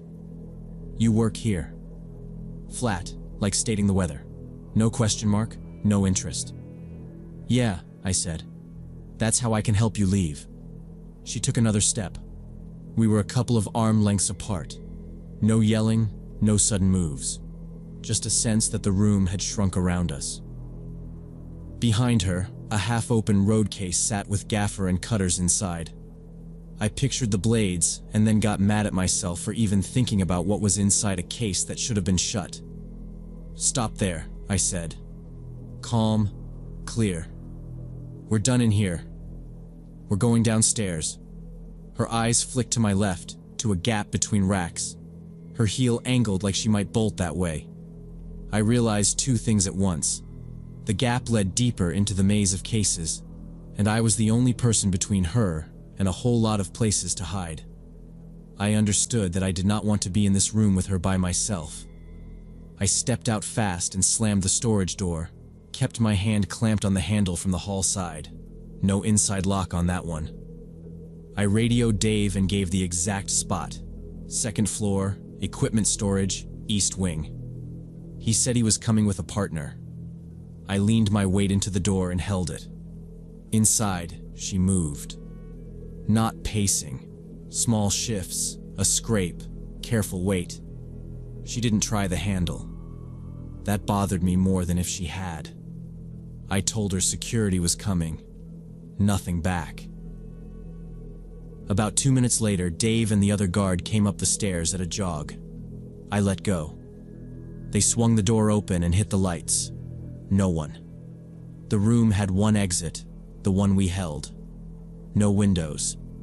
The vents were narrow strips you couldn't put a forearm through. Dave walked the aisles slow, peered under the bottom shelves, lifted the skirting on 2 cases, checked behind the stand rack. Absolutely empty. The air felt flat, like a trick had happened and we'd missed the move. "You sure it was this room?" he asked. "Yes," I said, steadier now that I wasn't alone. Same rack, same stands, same road case, same tape on the floor. He shrugged, wanting a simple box to put it in. People mix up doors in these halls. He wasn't condescending, just practical. We went methodical after that. 3 of us, floor by floor. Dressing rooms, offices, loading dock, green rooms, catwalk access, the little wardrobe closet no one remembers until tour days, bathrooms and utility cages, the broom closet with the busted hinge. Nothing. Every lock set, every hall clear. Auditorium rows empty except for wristbands and a hoodie we tagged for lost and found. Downstairs, Dave scrubbed the feeds again. We watched her come in with the crowd. Clear as day, leather jacket, hair, hands tucked in. We watched the show end and the lobby drain. No exit clip matched her. Dave rubbed his jaw. Second floor service exit has a blind spot. If she was smart, she could have timed it. It didn't match the door I'd held shut, but the cameras were what we had. We had to close. I signed the checklist near 3 and headed out, and that smile kept looping in my head like a bad jingle. A few days later, between load-ins, another guard, Nate, said someone had jimmied a few dressing rooms the week before. Police were looking for a suspect, blonde in a leather jacket. I told him exactly what happened with me and Dave in the storage. He said he'd pass my notes to the detective. He asked if she'd said anything useful. I told him she barely spoke, just watched my hands like she cared more about what I could open than what I was saying. He made a face at that and wrote it down anyway. No one from the police called me. Weeks went by. Dave said they'd asked for more footage, but there wasn't any to give. If she used the blind spot exit, either someone let her into that stairwell earlier, or she'd studied the corridors enough to work around us. That idea stuck because it meant this wasn't random. People don't show up 3 times unless they're testing timing, seeing who's posted where, learning how long doors sit open before a latch catches. And that storage, she went there on purpose. That wasn't a fan mistake. Gear is locked, but not everything is locked equally. Mic capsules, wireless packs, small hardware. If you know what to grab, it adds up fast. Or maybe she wasn't after gear. Maybe she wanted a drawer in the office next door, a safe, a laptop, or a key ring. Mine, Dave's, the night manager's. She watched my hands like she wanted to see if I'd pull something I shouldn't leave out. Nate later asked if I thought she was dangerous. I said I didn't know. I just knew I didn't want to be in a room with her alone. He nodded. Police never found her. The break-ins got a line in a neighborhood email and then went quiet. I still work there. I still walk the same halls at close and call last sweep on the radio. Sometimes I open that storage and hit the lights, and my body does that small brace without me thinking about it. I keep thinking about that slow smile when I told her to leave, how it didn't look defiant or friendly, more like a person confirming a plan. I tightened my own habits after that. Keys clipped, doors closed behind me, no shortcuts. Maybe she used the blind spot. Maybe she learned the building better than we thought. The part that sticks isn't the cameras or the empty room. It's how calm she was when I drew a line, like my line didn't matter at all.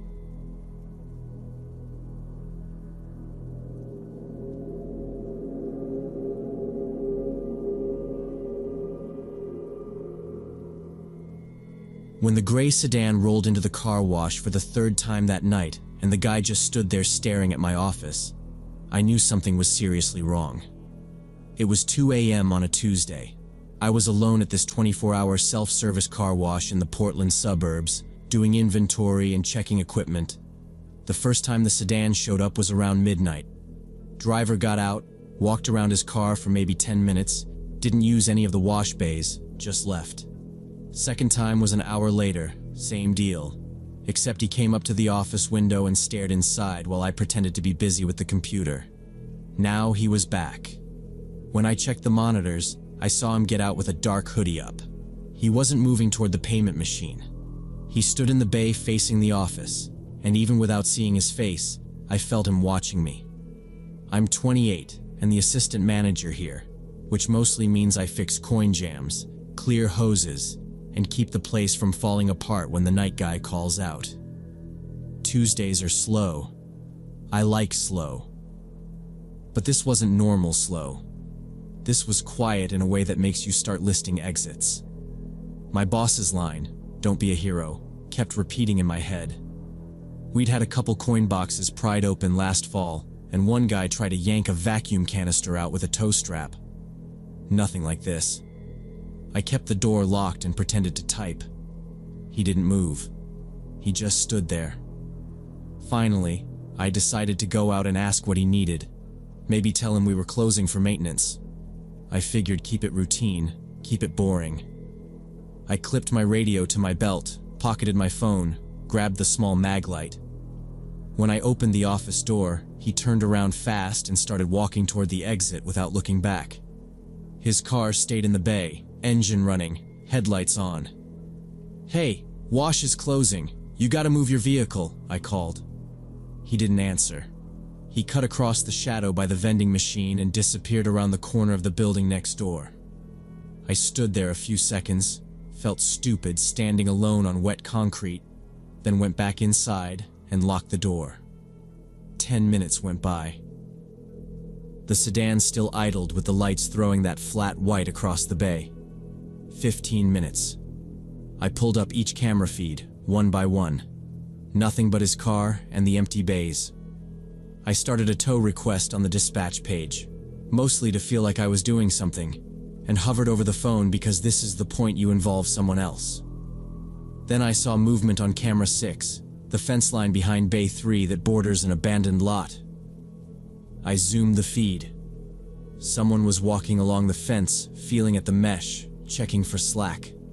Same build, same hoodie. He wasn't looking at the machines now. He was looking for a way in behind me. My heart started pounding hard enough that I had to sit. I locked the office door again, deadbolt and the top latch, and dialed 911.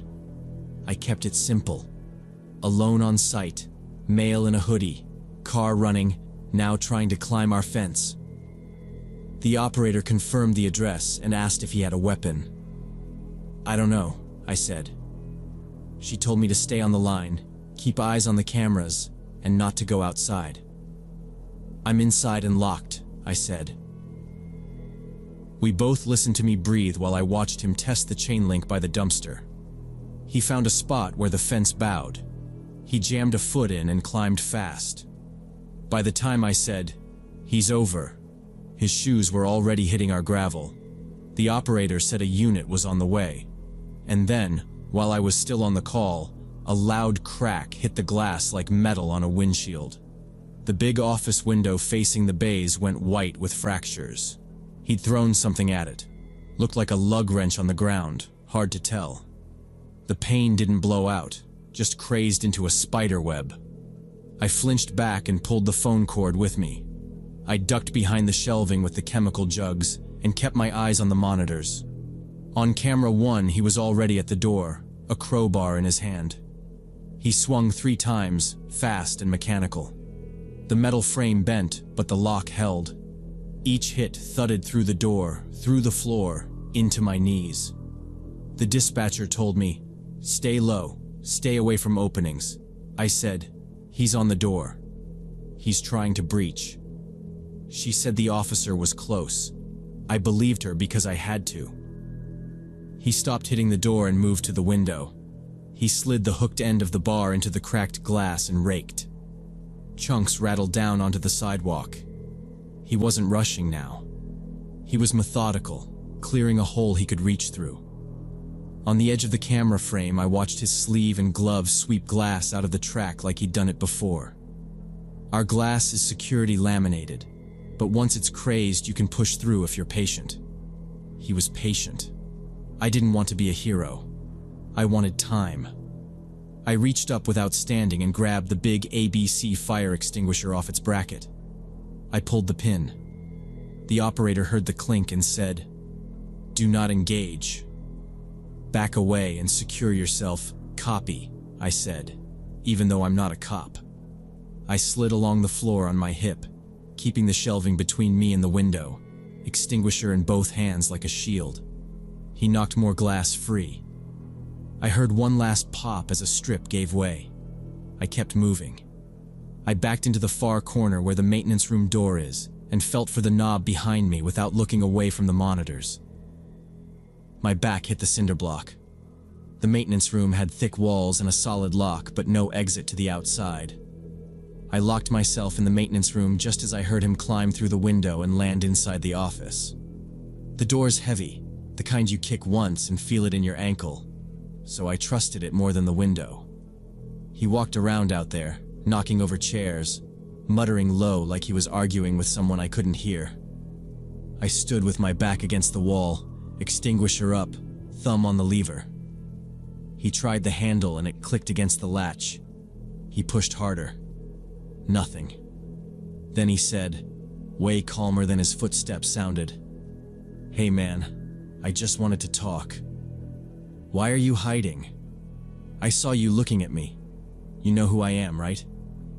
I kept my mouth shut. I could taste dust.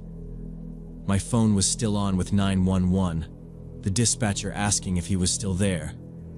I couldn't answer without giving myself away, so I just breathed and tried not to bump the door.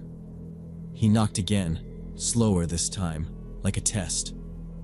Then his shadow moved under the gap and disappeared. Chairs scraped across the office floor. Something metal toppled and hit tile. I tried to listen for the car outside, but the engine noise had blended into everything. I counted to 20 and then 30, the way they tell you to do in first aid, and then I stopped because my counting got loud in my head. The silence stretched. I thought maybe he'd left. I leaned an inch toward the door to check the frame camera, And that's when the sirens finally cut through from the street. They were close, shouting, real voices, not in my head. Police! Hands! Boots hit the concrete outside, more yelling, and then a pound against the office door that wasn't him. I was still frozen in the corner when a crash shook the room. Something heavy knocked over, followed by a scuffle and that deep grunt people make when they're losing. The dispatcher told me to stay where I was. I did. I heard a taser crack, or maybe it was just a baton hitting metal, and then the yelling turned clear and steady the way cops talk when they're cuffing someone who's no longer fighting. A minute later, there was a knock at the maintenance door. Police. You're safe. Do not open until we tell you I said I was inside and alone. They asked my name and had me repeat it. Then, we've got him detained. Slowly open the door and keep your hands where we can see them. I set the extinguisher down, hands up, turned the deadbolt, and opened it a few inches. A uniform filled the gap. He looked past me first, then at me. You hurt? I shook my head. He had me step out while another officer cleared the room behind me. My legs felt rubbery and I hated that, but I walked. They had the guy in handcuffs on the floor by the office desk, 2 officers holding him while a third picked up the crowbar and bagged it. He was breathing hard, hoodie half off, face blank in a way that didn't read drunk or high, just empty.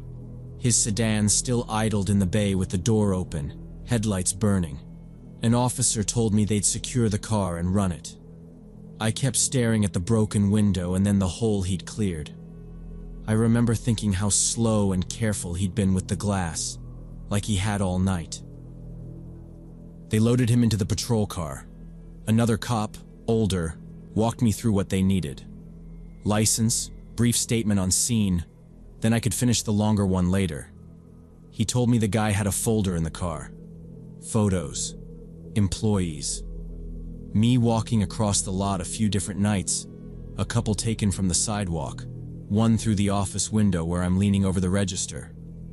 The dates looked like weeks, not days. He said the guy had been under psychiatric care, had stopped taking medication. He said it like a fact, not an excuse. They asked if I'd noticed him before. I tried to think back.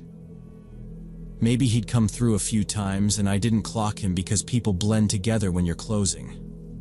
I said no, not really. By 4, the scene was mostly cleared. I swept glass into a trash can because standing still made me feel worse. The officer told me I didn't have to, that the manager could handle it in the morning. But I needed to do something normal. I finished out the shift sitting in the maintenance room with the door open, extinguisher at my feet, and the monitors up high. Dawn made the place look less like a trap, but I didn't trust that feeling. My manager rolled in early, took one look at the window, and asked if I was okay. I told him the story straight through once, then again slower when he asked what the police said. He offered to comp my hours and said we could change my schedule, move me to mornings, or even transfer me a couple towns over. I nodded because he was trying, but I'd already decided. I typed out a short resignation and handed it to him. He asked me to sleep on it. I said I had, for years, in break rooms and cars and back offices, and this was it for me. I'm never working alone on a night shift again.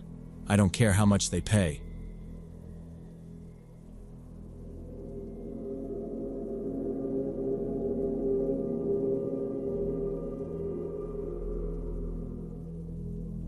About 8 years ago, I was working night shifts at a small regional hospital on the 3rd floor where the post-op patients stayed. My shift ran 10 p.m. to 6 a.m., and most nights got quiet after midnight. Lab draws, vitals, charting, repeat. It worked for me because I was in nursing school and the hours let me hit morning lectures if I chugged enough coffee. That night felt even slower. Only 4 patients on the whole wing, which was odd for a weekday. 2 out cold after routine surgeries, 1 older lady propped up with a paperback and her glasses sliding down her nose, And then the guy in 407, a middle-aged man with a cast and a drain, who was glued to his cell phone like it was oxygen. He kept taking calls. Loud ones. Not, "I'll keep it down," loud, but, "I'm in a bar and I want everyone to hear me," loud. I asked him twice, then 3 times, to keep it down. He'd smile in that polite but not way and say, "Sure, nurse," and then go right back to it. On the 4th pass, he snapped, "It's my phone," and turned his back on me. Fine. I don't babysit adults. I logged my note. Patient education performed, patient declined, and went back to the station. Around midnight, his voice changed. He wasn't just talking. He was arguing. Not a single rant. It was pauses, then explosions. I could hear bits over the hum from the ice machine. I said, "Not here." "No." "Number." "Are you even listening?" I stayed seated. I knew better than to step into a domestic mess I couldn't fix at 12:10 a.m. without a doctor's order or a reason. I checked vitals for the other 3, printed a MAR, and told myself to let him burn off steam. The floor was quiet otherwise. I like quiet. At 1 a.m. I started med rounds. When I got to 407, the door was cracked and the lights were off, which was weird because he hated the dark. He'd told me earlier the hallway lights bugged him. I knocked on the frame and peeked in. He was standing at the window with his back to me, shoulders hunched, hands at his sides. Street light halos from the parking lot lit him like a cutout. He was swaying, barely, and muttering. I couldn't make out the words. He didn't respond to the knock, so I kept it practical. "Need anything for pain?" I asked. "It's been 4 hours." He turned very slowly. The light from the hall fell across his face, and it wasn't angry, not exactly. It was wrong. A stretched smile like someone told him how to smile and he was trying it on. His eyes weren't with me. They tracked a spot over my shoulder like there was something standing behind me. My scalp prickled. He didn't talk, so I filled the silence with the only safe thing left. "Okay, I'll come back in a bit." I stepped out and pulled the door shut, but not tight. Enough to mark that I'd been there. Not enough to trap myself if I had to go in fast. I walked straight to the station, sat down, and pulled up the hallway camera. I don't watch cameras for fun, but I wanted to know where he was, because that smile felt like a bad forecast. 30 seconds later, there he was on the feed. Room 407, door opening. Him slipping into the hall and moving slow but steady in my direction, the swaying more pronounced. I stood up before he reached the corner. "Policy says post-op patients don't ambulate without assistance, especially with drains." I stepped into the hall with a neutral face and that calm voice we all use. "Hey, let's get you back to bed. If you need to walk, we can grab a walker." He stopped, stared. Same smile, same empty eyes. Up close, I could see sweat along his hairline and the edges of tape lifting on his dressing. I kept a half step back, because you learn that the hard way sometimes. "What do you need?" I asked. He lunged for my wrist. Not a stumble, straight for it, hard. His fingers dug in and lit up my whole forearm. "They're in the walls," he whispered. His mouth barely moved. I could feel his breath on my knuckles. "They crawl through the vents. They think I don't hear it, but I hear it. I hear all of it." "Okay," I said. Quiet. No sudden moves. I tried to rotate my wrist like I was taught, thumb to the weak point of his grip, but he squeezed harder. I glanced down the hall toward the adjacent wing and raised my voice a notch. Not a scream, just enough. "Jen," he kept whispering, "don't let them take the screws." They take the screws out and then it opens. It opens and... "Jen," I repeated louder. Her door swung open like she'd been standing there, which she probably had because that's what we do for each other. "You good?" Jen said, already moving. He felt the shift in the situation and his hand loosened just enough for me to pull free. The marks on my wrist were white, already blooming red underneath. He stepped back without blinking, turned on his heel, and headed for the stairwell door like he'd mapped it. Not a run. Fast walk, shoulders set, eyes forward. "Stairs," Jen said, already grabbing her radio. "Post-op," I said. Pointless detail, nerves making me literal. We fell in behind him at a safe distance, close enough to keep him in sight, far enough not to spook him into falling. I keyed my radio twice and got the static pop. "Security to 3rd floor, patient elopement towards south stairwell," I said, breathing measured because I didn't want the dispatcher to hear that my heart was pounding. He pushed through the stairwell door without looking back. Me and my coworker followed him, calling for security on our radios. We took the stairs fast but not reckless, calling out that we were hospital staff and he needed to stop so he would not fall. He kept the same quick walk, right hand sliding the rail like he did not trust his balance. He reached the 2nd floor landing, glanced back once like he expected someone else behind us, and kept going. On the 1st floor, he hit the bar on an emergency door and the alarm went off. He pushed into the admissions lobby, which was empty except for dark monitors and a mop bucket tipped on its side. We reached the lobby maybe 20 seconds later. He was gone. There is a hallway to the left that leads to imaging and a hallway to the right to the cafeteria, plus the vestibule to the main entrance. All of it was quiet. We split without a debate because that is what you do. I took left, Jen took right, and I radioed that we had a patient elopement on the 1st floor with an alarmed exit. Security said they were on their way. I checked imaging first, stuck my head into the MRI prep room and the empty waiting area, then the bathroom. Nothing. Security showed in under a minute, one guard I knew and another who was new. We did a sweep. Bathrooms, supply closets, the locked door to the old records room, even under the admissions desks. I kept telling them he was in hospital pajamas and slippers, so he would stand out. But the lobby is not big, and there are not a lot of places to hide. The guard checked the camera feed from the emergency exit. It showed him push through. Then the exterior camera blinked to static. "Been like that all week," the guard said, which made the detective glare later. We went back up to his room to see if he had circled around, which was not impossible. Everything was still there. His phone was on the tray table with a charging cable coiled beside it. His wallet was in the top drawer, and his folded street clothes sat on the chair. No ID was on him. Nothing in the pockets except a crumpled receipt and a pack of gum. His chart was open to the post-op orders. Pain control, ambulation with assistance, diet advances tolerated.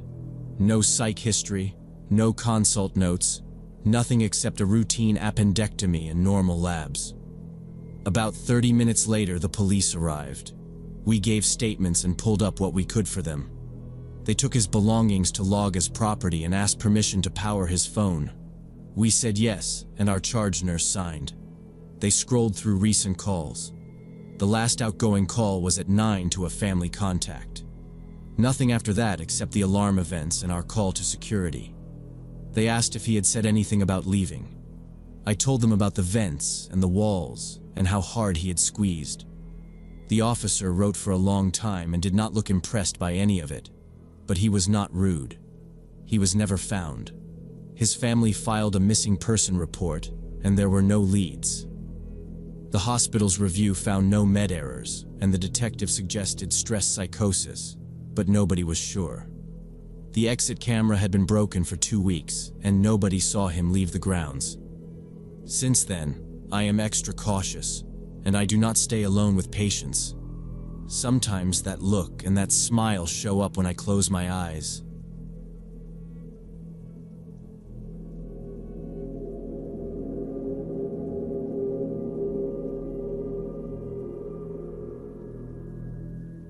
About a year ago, I rented an Airbnb apartment in Portland for a week because my college friend Jessica was getting married. The place was on the ground floor of an old brick building on a quiet street, which seemed perfect since I wouldn't have to haul luggage upstairs. The owner lived out of state and rented the unit full-time, so it had that impersonal feel. Bare walls, cheap couch, random pans, no photos. I was unpacking that first evening when there was a knock. An older woman, maybe 60, stood there with a plate of cookies. She introduced herself as Barbara from apartment 4 downstairs and said she always welcomed temporary tenants. I thanked her for the cookies, set them on the counter, and locked the door when she left. The next day was fittings, errands, and meeting other bridesmaids at a downtown restaurant. I came back around 11, half asleep already. Shoes off, lights out. I just settled when someone started pounding on the door, fast and too loud for the hour.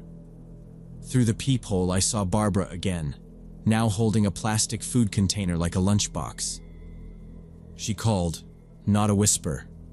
I made dinner and there's plenty. It was nearly midnight. I told her through the door that I was already in bed and not feeling well. She asked if I wanted her to leave it by the door. I said no, thank you. She stood there long enough that I felt the silence. Then her footsteps moved away, stopped in the hallway for a while, and finally went downstairs. It felt inappropriate, but I told myself some people are just lonely and pushy about it. I double-checked the deadbolt and went back to bed. The following 2 days were non-stop. Bachelorette stuff, a rehearsal at the venue, dinner with the groom's family. I did laundry in the building basement in between. Both times, Barbara turned up. The first time she arrived with a big bottle of detergent and set it down next to mine. "Use this," she said, like a suggestion that wasn't a suggestion. She talked about other Airbnb guests leaving doors unlocked and how that invited problems. I nodded and kept my eyes on the washer. When the cycle ended, she reached for my wet clothes like she was going to help. I moved past her and transferred them myself. She watched me fold, commenting that some people stayed longer than they said. The second time, she didn't bring anything. She just hovered, asking questions while my dryer ran. "Do you have family here? How long are you staying? Where do you work? What time do you get in at night?" I answered vaguely. "Friends in town, a few days, office stuff, depends." She repeated, "Depends," like she was testing the word. I kept my phone in my hand and pretended to text. When the dryer buzzed, I grabbed everything warm and left it wrinkled in the basket. Barbara followed me to the elevator and told me to knock if I needed anything, even late. I said, "I won't." Thursday evening, I got back early and felt relieved to shut the deadbolt. I showered, brushed my teeth, and texted Jessica about speeches. I put my suitcase on a chair near the balcony door. The balcony was small and faced a shared courtyard. There was a path that cut along the ground floor patios and a gate out to the street. I kept the balcony door locked, habit now. At about 10, I was in pajamas, scrolling through photos, when I heard a scraping outside. Slow, metal on metal, like something dragging against the railing. I set my phone down and listened. Another scrape, a little thud. I turned off the lamp so the glass wouldn't mirror the room, then stepped to the side of the curtain. The lock tab on the balcony door was down. I remember checking it when I put my bag there. The handle twitched again, twice, harder. I eased the curtain back a little, carefully. Barbara stepped into the courtyard light, braced one hand on the frame, and pulled the balcony handle slow and deliberate, trying to open it from outside. She didn't know I could see her. She kept working the balcony handle with slow testing pulls, then a harder yank, then a pause like she was listening. I backed away from the window, kept low, and grabbed my phone off the counter. My hands shook so bad I almost dropped it. Calling 911 felt premature. She hadn't broken in or threatened me. So I called Jessica. She answered right away. I said, She's on my balcony. She's trying the door, Jessica said. Lock everything. We're coming now. Stay away from the windows. For several minutes the handle twitched again, a soft scrape against the latch that made my mouth go dry. I stayed quiet and counted breaths. Then the sound stopped. Careful steps crossed the little patio. The metal stairs outside gave a small vibration through the floor, like someone going down slowly. I stayed on the kitchen tile with my back against a cabinet and the phone ready. When it went quiet, I didn't move. I watched the clock change once, twice. 20 minutes after my call, Jessica texted that they were outside. I let them in and locked up again. Kyle's face switched into work mode, calm, alert. I told him exactly what I'd seen. He asked simple questions: how long she was there, which direction she came from, anything in her hands, if I'd spoken to her. I said no, I hadn't said a word. Okay, he said. I'm going to talk to Barbara. He pointed at the door. Don't open for anyone but us. Jessica sat with me while he went downstairs. He came back about 10 minutes later. He said Barbara told him she'd gotten confused about which balcony was hers, and she was looking for her cat, who'd slipped out earlier. He didn't call it believable, he just said that was her statement. Do you want officers to take a report? He asked. Yes, I said immediately. Jessica rubbed my shoulder and said, we can put you in a hotel. Don't even argue, I didn't argue. I just kept staring at the balcony lock while we waited. 2 uniformed officers arrived soon after. Kyle had already called. They took my statement in the living room, then went to Barbara's unit, then found the building manager on the 2nd floor. I could hear voices in the hallway, but not the words. Jessica read me quick updates she got from Kyle's texts. Yes, Barbara had a cat. Yes, she'd lived there 18 years. No, there were prior complaints.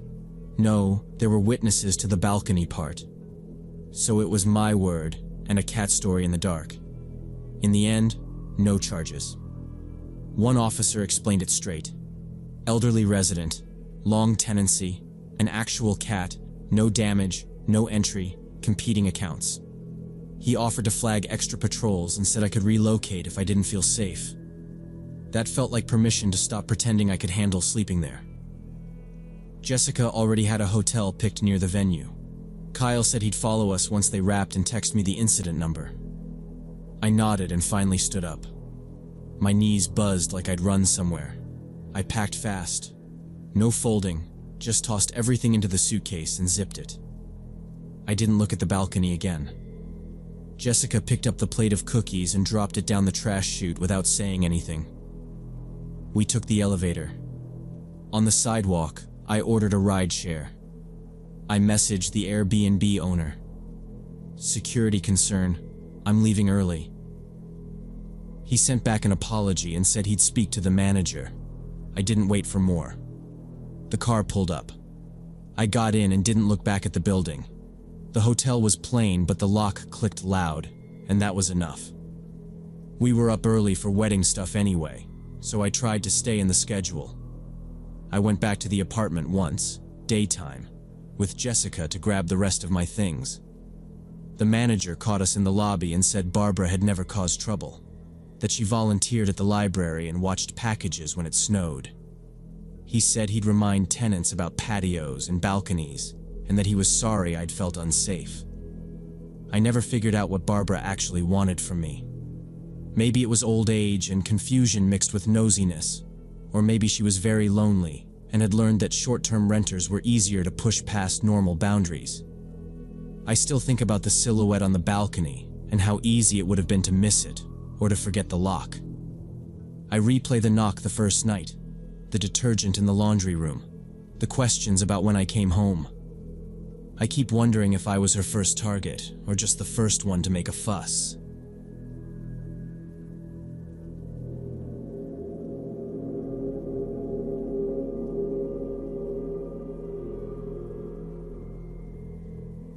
I work as a nurse in the intensive care unit, Night shift from 11 p.m. to 7 a.m., 4 nights a week. The work is exhausting, and after a shift, I can't just go to bed. Too much adrenaline, too many images in my head. Alarms, compressions, family faces. About a year ago, I started riding my bike after work to burn it off. I'd get home around 7:30, change into athletic clothes, grab my road bike, and take the waterfront path. Simple route. Straight along the river for 8 kilometers, turn at the lighthouse, come back. That time of morning, the waterfront is mostly empty. Some fishermen, a few people sleeping on benches. I liked the openness. I could see far in every direction, and it made me feel in control after nights where I wasn't. I listened to podcasts, crime stories, ironically. The routine helped push the night out of my head. Pedal, breathe, listen, repeat. I'm careful by nature. I lock my bike with 2 locks, memorize plate numbers in the lot. The path has working lights in sections, and where it doesn't, I keep my head on a swivel. The river is a straight line, no blind corners, and that makes it feel fair. If something is wrong, you see it coming. My coworkers teased me for exercising after nights. Go sleep, you maniac. But it worked. 25 minutes out, 25 back, stretch, shower, blackout curtains, sleep. One Wednesday in early October, I got home around 3 in the morning instead of the usual time. Slow unit, reduced staffing, charge let 2 of us leave early. I wasn't tired yet, not even close.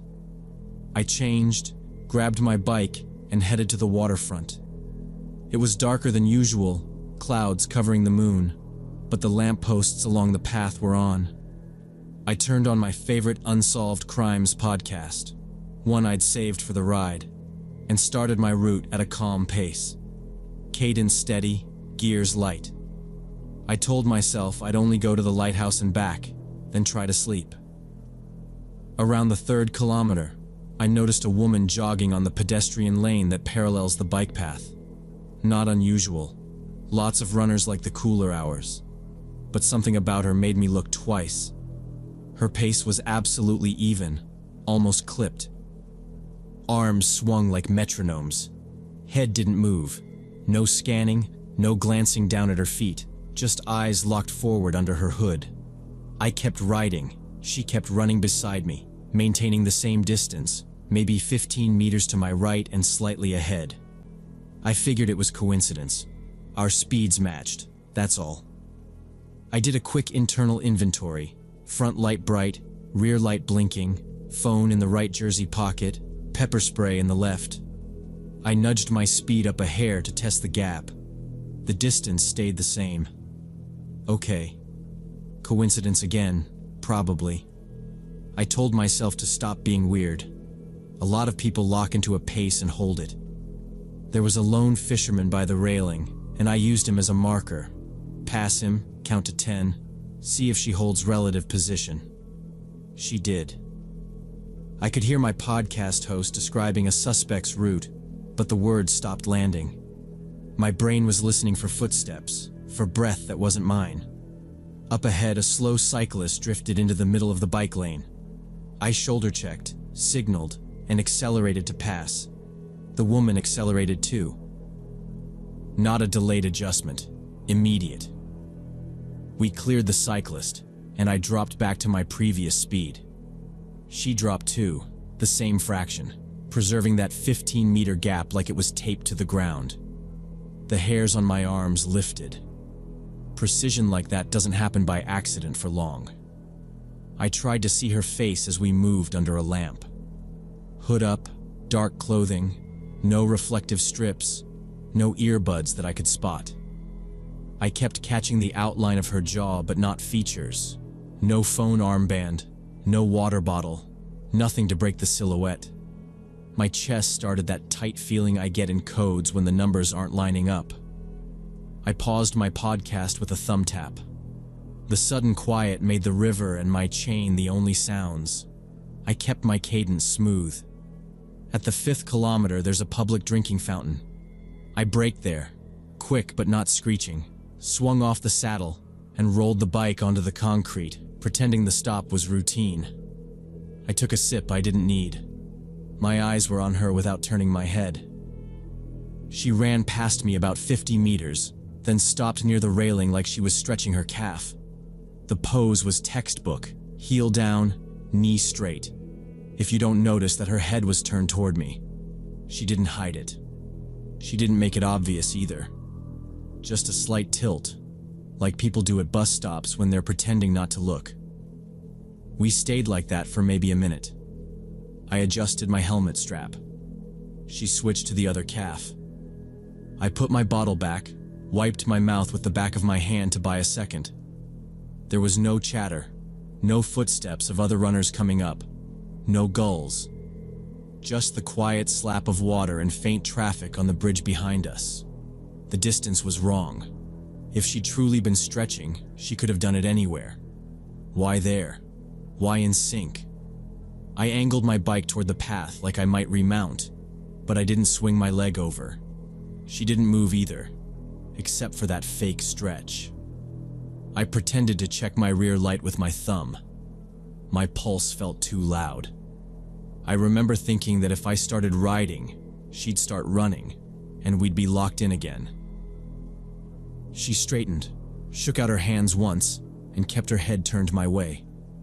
I held the handlebars tighter than I needed to. I felt the hair rising on the back of my neck. This wasn't coincidence. She was following me. The decision hit hard and clean.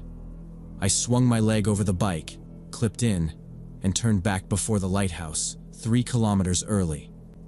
I didn't look at her when I pushed off. I kept my face neutral, eyes on the path. I built speed to a firm tempo, checking quick over my shoulder like I was watching for traffic. She turned too, same moment as me, and settled into that same slot off my right, a fixed point on the map that refused to move. I pressed harder. The chain hummed. My bike computer ticked up. I don't usually sprint on the way back, but I wanted distance. I passed another early runner and a guy with a backpack. Every time I checked, she was there, matching like she had a tether to my wheel. I bumped to my top gear and went all in. Legs burned, lungs hot, no pacing now, just a straight line home. The wind at my ears ate most sounds, but in the brief gaps between lamp poles, I tried to hear if she was working as hard as I was. Nothing. No footfalls, no breathing, just my own mess. 25 kilometers an hour is easy to hit on a road bike with effort. Holding it for long is work. A normal runner doesn't. I told myself it had to be an e-bike I couldn't see, or a scooter in the dark pedestrian lane. Every time I glanced, it was still a single figure in a hood. No handlebars, no lights. Same 15 meters, same angle, same wrongness. The path entrance came up. I didn't signal. I cut straight to the lot, hopped the small curb, and rolled fast to my car. I popped the trunk with my fob while I was still moving, dumped the bike in sideways, no folding, no careful anything, slammed the trunk, dove into the driver's seat, and locked the doors. My hands shook on the wheel as I started the car. Reverse, out, forward.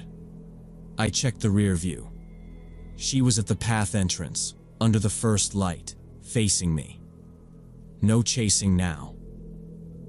Just standing there, hood up, body still, head tilted like she was reading my plate. I didn't wait. I pulled onto the road and didn't look again until I hit the next intersection. At home, I locked the door twice, slid the deadbolt, and went window to window. Curtains closed, sticks in the sliding tracks, chain on. I propped my bike against the wall, still smeared with grit from the trunk. Sleep didn't come. I watched the hallway from the couch and listened for nothing. My phone sat face up in case I needed to dial without thinking. I checked the peephole 3 times, even though that didn't make sense. When birds started up, I felt stupid for being scared of a jogger, but the feeling didn't change. Around 9, my roommate drifted out of her room. She saw me awake and said, "You look wrecked. Did you stay late?" I told her everything while I made coffee I didn't want. I told it straight. The turn, the speed, the matching. She leaned on the counter and made a face. Maybe it was just another runner, or a bike with no light. You said it was dark. You're wiped, you know? I said maybe. I also said I've stared at monitors in the worst moments and known when numbers don't lie. She asked if I wanted to file something. With who? I said. What do I even say? The next nights I changed my routine. I rode the park loop near the house, bright lamps, short circle, people always around. 1 kilometer per loop, over and over. Boring is fine. I kept the pepper spray clipped to my waistband. I texted my roommate when I left and when I got back. I set my phone to share location during rides, which I should have done earlier anyway. My legs felt the same burn as the river, but I never let myself get too far from other bodies or an exit. Sometimes, driving to work at night, I pass the waterfront entrance. I look down the path as long as the light allows. I keep my hands at 10 and 2. I don't stop. I don't slow. My roommate still says to report it, but report what? Someone ran near me on a public path and I got scared. No threat spoken, no touch. Nothing a form will handle. What I can't shake is how she moved exactly with me and turned the instant I turned. I can't prove the speed. I can only say I won't be alone out there again.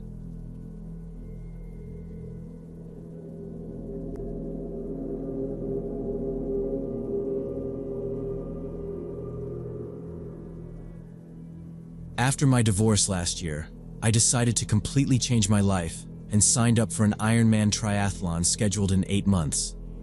The plan kept me from spiraling. My younger brother Kevin jumped in as my training partner, partly because he wanted to help, partly because he hates seeing me idle. We met 3 times a week for 12-kilometer bike rides along the Mill Canal Trail. It wasn't fancy, but it was perfect. Flat stretches for cadence work, a couple of steep climbs that stopped you from lying to yourself. We usually hit it after lunch, when I got out of the architecture firm, and Kevin finished his morning shift at the firehouse. 6 weeks of the same loop gave us a rhythm. Push the first climb, back off near the dog park, sprint the last kilometer, and gave us a pattern for the weird things too. It started with the woman in the black baseball cap and dark sunglasses. We saw her the first Monday, then again Wednesday, then Friday, always at kilometer 3 by the old stone bridge. She didn't run. She didn't bike. She stood there, stretching her calves against the parapet, sipping from a silver bottle, looking at her phone. The first week, Kevin waved. No response. The second week, he muttered, "All right, secret agent." The third week, he said maybe she was rehabbing a knee and needed a landmark. I said maybe. She never seemed sweaty. No gym bag. Just the hat, the shades, the same black leggings, like a uniform. By week 5, we were joking about her being a mile marker statue that someone forgot to nail down. Kevin tapped his watch and said, "She's got better attendance than you." I said, "I'm mid-taper," and he snorted because I clearly wasn't. Still, I kept glancing when we passed. She'd angle away, thumb scrolling. If Kevin called out afternoon, there was a pause, like she was deciding whether we existed, and then nothing. She wasn't hostile. She just didn't care. What made it stick in my head was the consistency. Rain spit? She was there. We started late? She was there. We backed it up to 2 p.m. or pushed to 6. There she was at the same spot, doing the same routine. Kevin said maybe she'd buried treasure under the bridge and had to guard it. Then he said, more serious, or she's meeting someone who keeps not showing. That felt closer to it, but I couldn't say why. She looked mid-40s, average build, quiet, harmless. But when we passed her, I'd feel my shoulders tense like I was counting down for a car to change lanes without signaling. I kept it to myself. Kevin would have laughed and told me to eat more carbs. On a Thursday around week 6, Kevin texted that he'd been pulled into a last-minute certification session and couldn't make it. I told him I'd ride anyway. It would be my first solo session on the canal since we started. I pulled up a little before 4, parked where we always park, did a quick stretch because I'm trying to be adult about injuries now, and rolled out. The first kilometer felt normal, legs tight then loosening, steady cadence, breathing under control. No music. I keep one ear on the trail for dogs and kids. The second kilometer, same. An older guy in a high-vis vest nodded as he passed. A couple pushing a stroller gave me space. I reached the mild incline before the bridge, shifted down, and focused on form, not power, like my coach drilled into me after the split. When I got to the stone bridge, she was there in her usual spot, the black cap's brim pulled low. She had one foot up on the parapet, stretching her quads, eyes on the water or on nothing. I did what I always do, and gave a little nod, because that's what you do on a trail when you see the same person a dozen times. No reaction. I didn't expect one. I pushed past, back to cadence. About a kilometer after the bridge, something felt wrong. The gears started hesitating under load. Not a clunk. More like a rubbery skip when I put pressure down. I backed off and tried a few clean shifts. Down 2, up 1, feather the lever. But the chain slipped again. It wasn't dramatic. Just enough to make me think about snapping a derailleur hanger and walking the bike back like an idiot. I pulled off to the side where the trail widens by a maintenance gate, swung a leg over, and crouched. Visually it looked fine. Derailleur cage straight, limit screws where I set them, chain clean enough. I tried the barrel adjuster a quarter turn counterclockwise, then another quarter, running the shifter to see if it caught. The adjustment helped a little, not enough. I glanced back the way I'd come to make sure I wasn't blocking anyone. Movement flickered in the corner of my eye.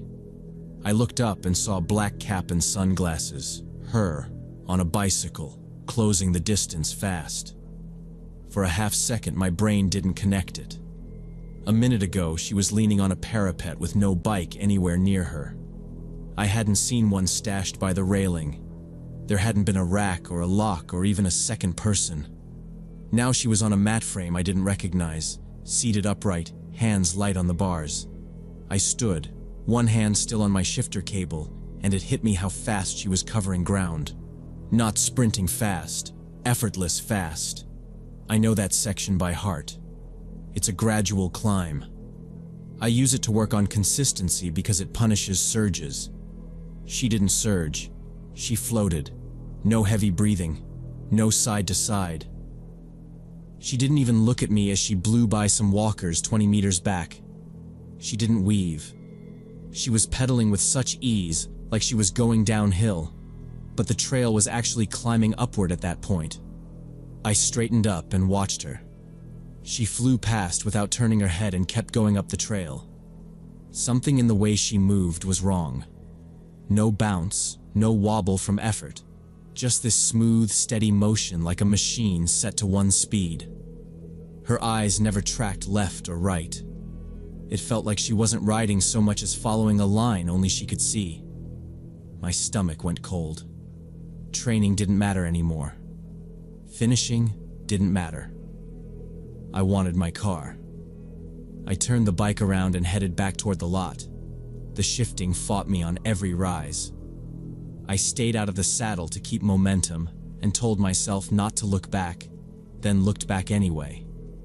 Empty trail. No cap, no sunglasses, nothing but an older couple way down near the bend. I pushed harder. My quads started to burn and the chain slipped once like it wanted to jump. I eased off just enough to keep it from popping and kept rolling. The bridge came into view. No one at the parapet. The spot where she always stood looked wrong only because it was empty. I didn't stop.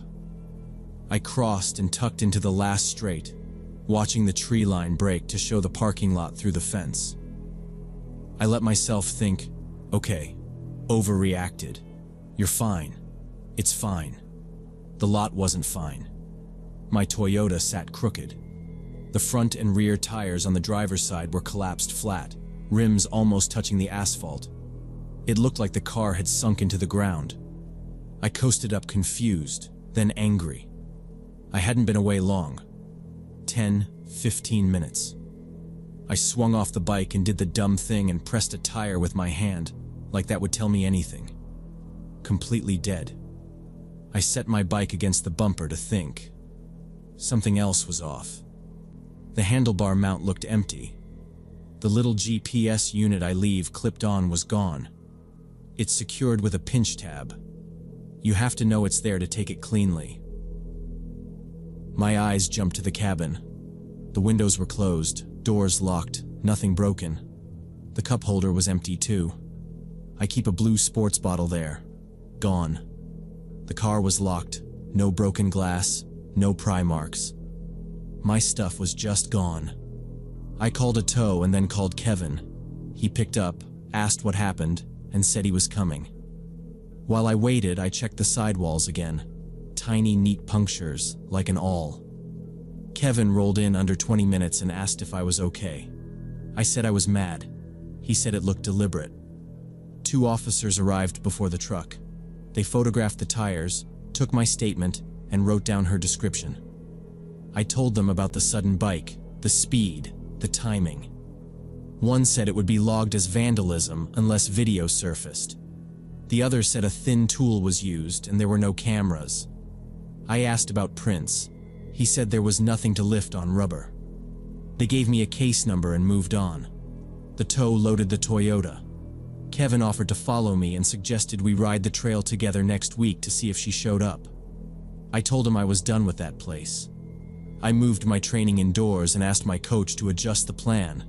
He didn't like it, but understood. Sometimes I replay it and try to rationalize it, but the timing keeps killing that story, and I won't risk proving it ever again.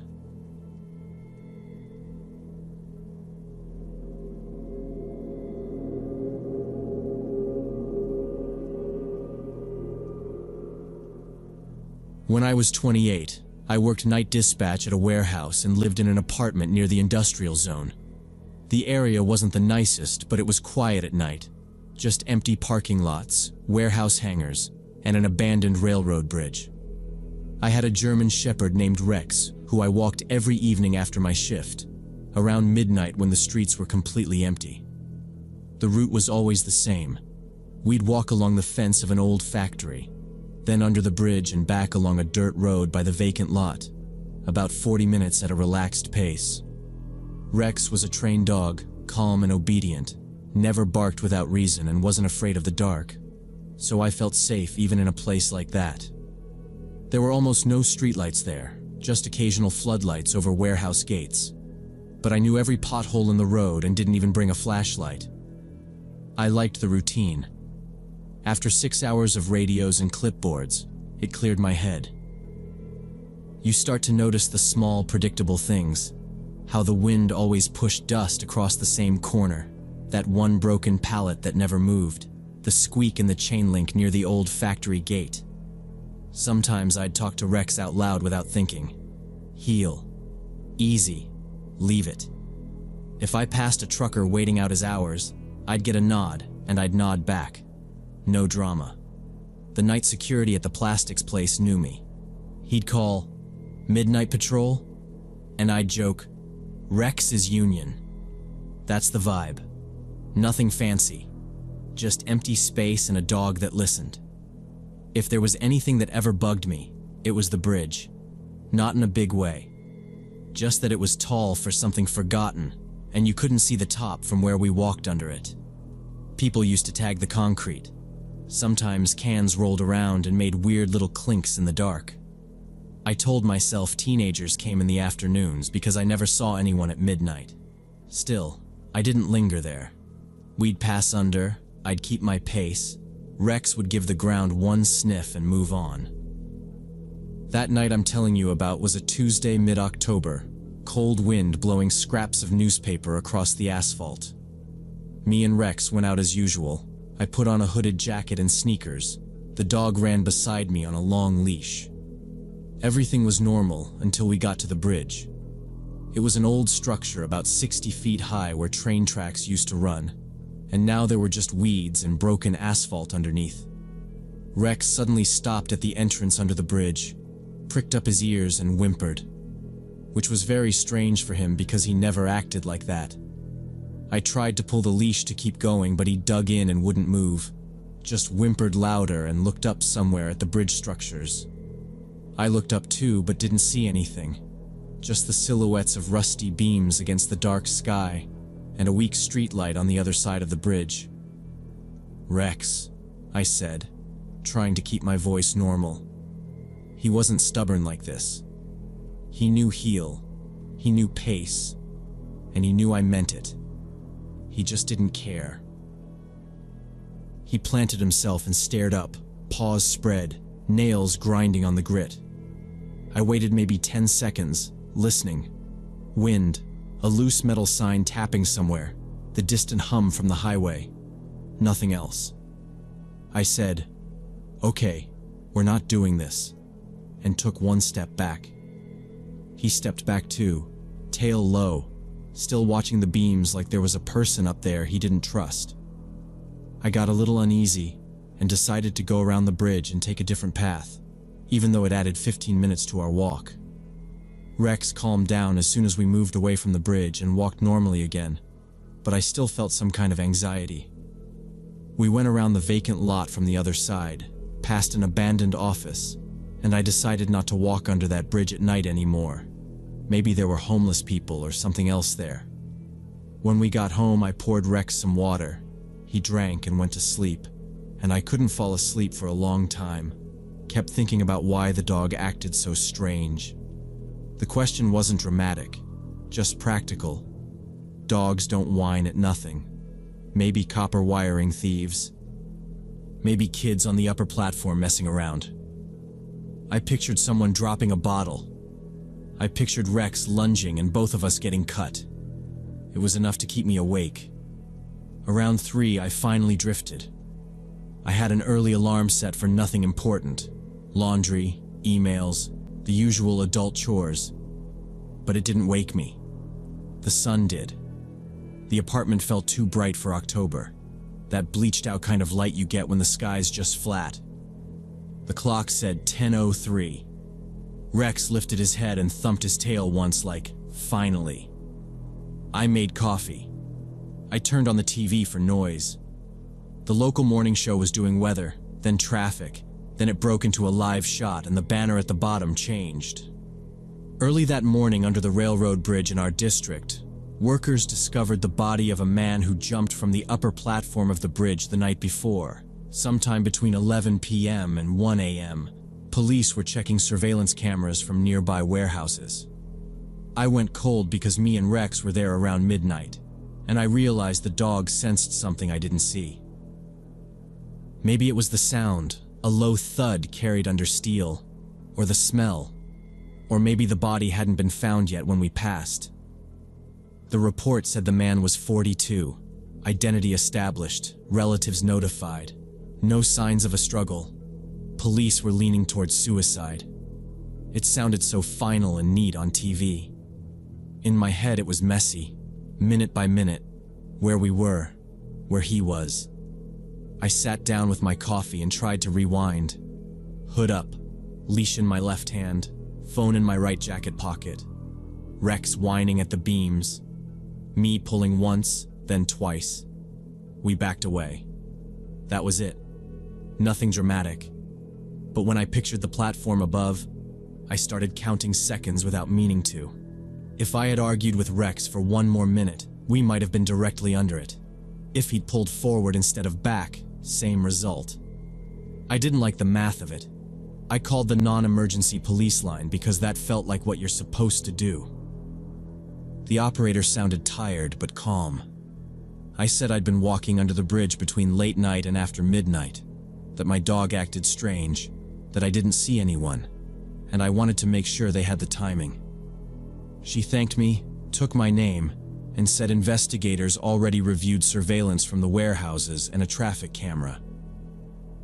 The subject arrived alone, climbed alone, and jumped. No one else was present, she said, reading it like a line item. I asked if they needed me to come in. She said it wasn't necessary. I asked if they knew the exact time. She said it fell in the same window they'd reported. Thank you for calling, she said again. And that was the end of it. I texted my supervisor because the first thing people do at the warehouse is talk, and I didn't want the story to come through 3 people and land on my desk like gossip.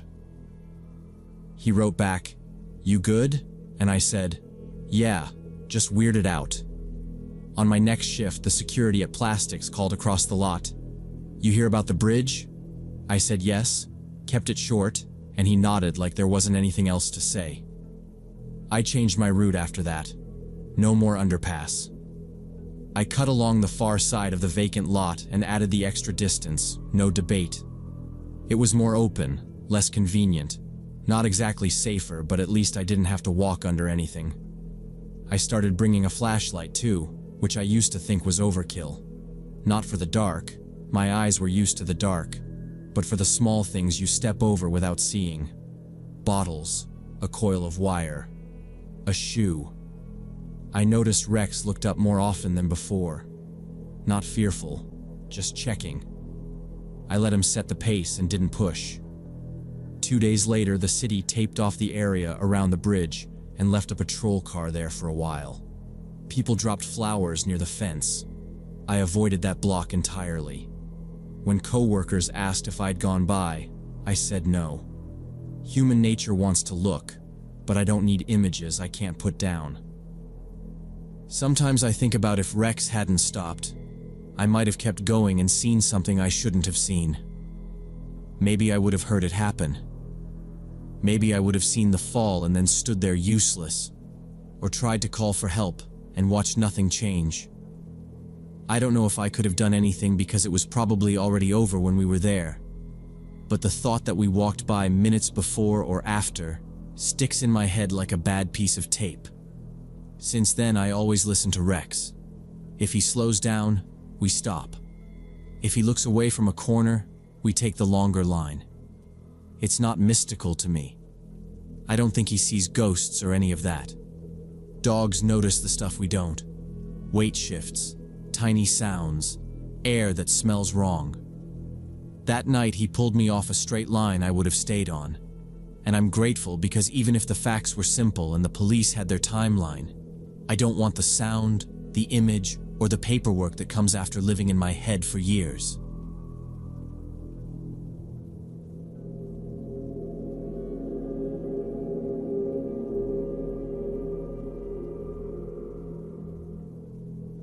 During the summer of 2023, I was working as a courier delivering electronics, and I had this regular route that included a pickup spot at this old shopping mall on the south edge of town. The mall was mostly dead. Half the stores had closed down and moved out, but there was still a FedEx drop-off point and a storage locker facility in the basement where businesses kept inventory. I'd go there maybe 3 times a week to pick up packages, usually laptops or tablets that needed same-day delivery to corporate clients. The storage area was down 2 flights of stairs past what used to be a food court, but was now just empty tables and chairs covered in dust. Health department had shut down all the restaurants except one Subway that barely stayed open. That particular night I got there around 9 p.m. because the shipment came in late. The mall closed at 10, but the storage facility had 24-hour access for couriers with key codes. Security guard at the front entrance was half asleep in his chair.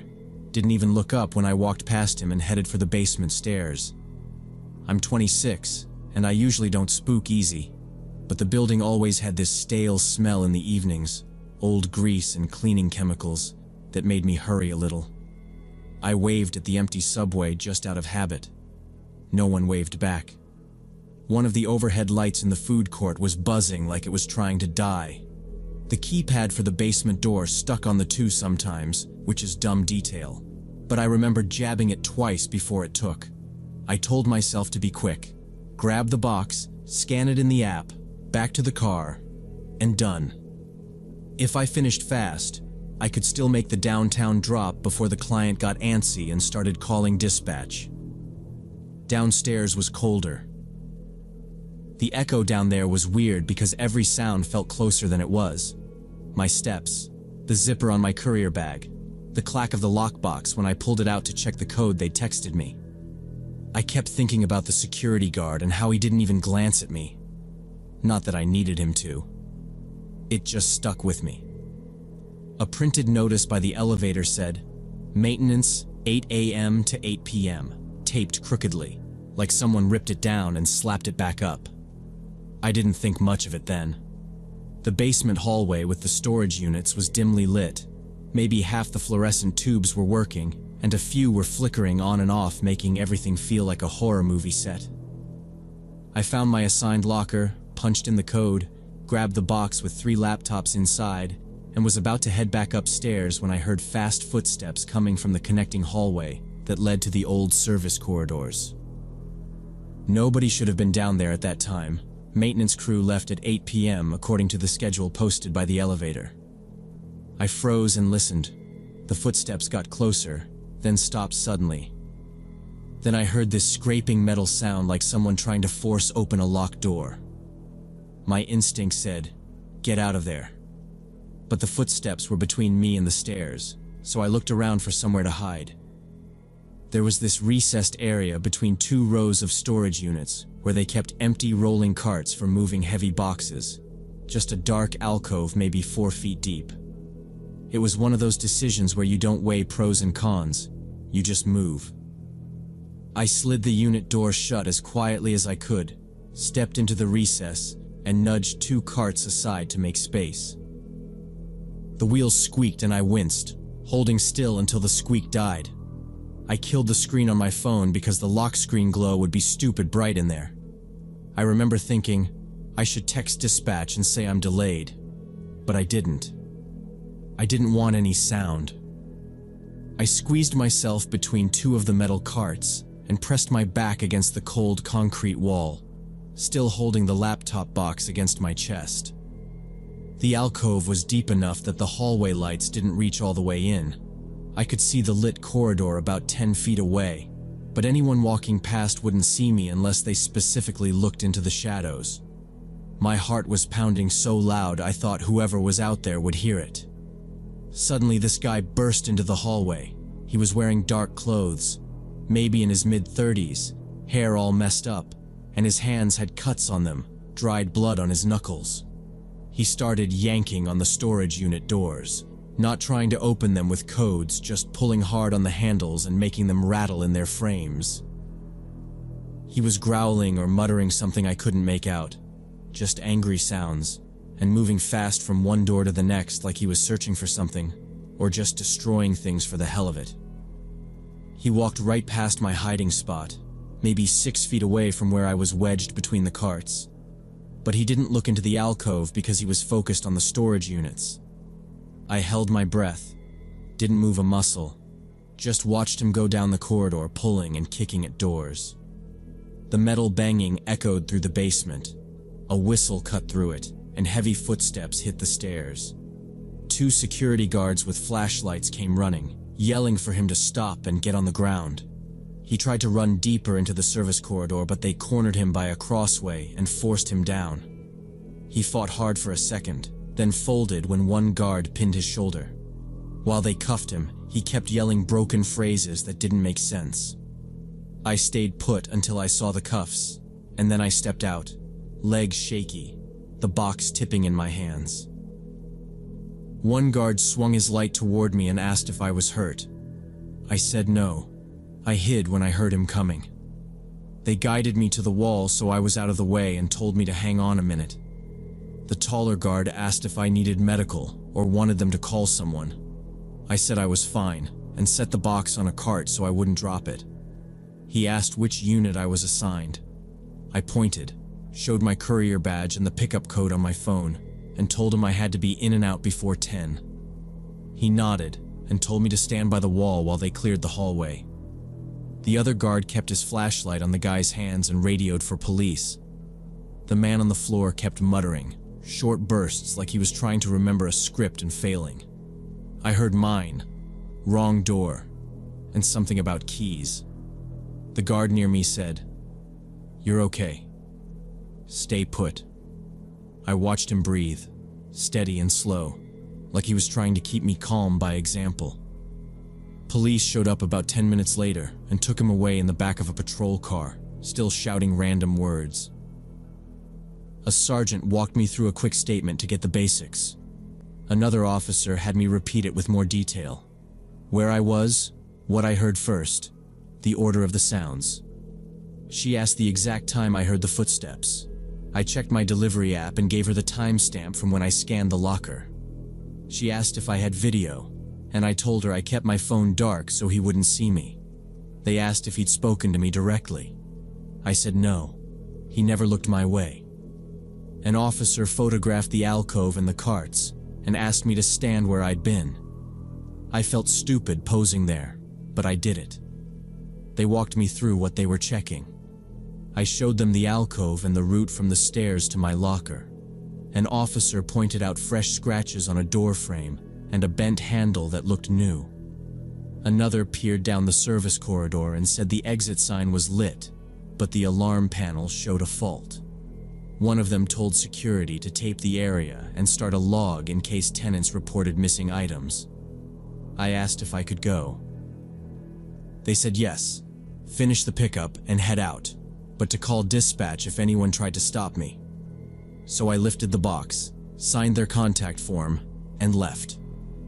2 days later, the mall manager called me and explained that the guy had been living in an abandoned section of the basement for about 2 months, coming and going through a service exit that was supposed to be alarmed, but the alarm had been broken since March, and maintenance never fixed it. He'd been stealing food from the dumpsters behind the closed restaurants and sleeping in one of the storage rooms that wasn't being used. The manager said they were installing new locks and cameras in the basement and hiring extra security for nights. He apologized, not very smoothly, and asked if I'd be willing to keep the route. I said I'd think about it, but I already knew the answer. I quit the courier job the next week and found an office position doing data entry, boring as hell, but at least I'm never alone in a dark basement at 9 p.m. anymore. I told my dispatcher I appreciated the work, but I needed something steadier and safer. He didn't argue. He just said, "I get it," and asked for my badge and the scanner by Friday. I turned in the uniform shirt and the key fob and watched another driver load the route I used to run. I still check doorways when I walk past them, and I flinch at the sound of rolling carts. Every time I drive past that mall, I think about how I was standing in that alcove in the dark while he walked past, and what would have happened if he'd seen me, or if I'd tried to run instead of hiding. I picture the space and feel my body lock up before my brain catches up. It was a normal night until it wasn't, and now I measure risk in small things. How far a door is from the stairs, whether a keypad sticks, whether a guard actually looks at you. I'm glad they fixed the locks and cameras, but I won't be the one to test them.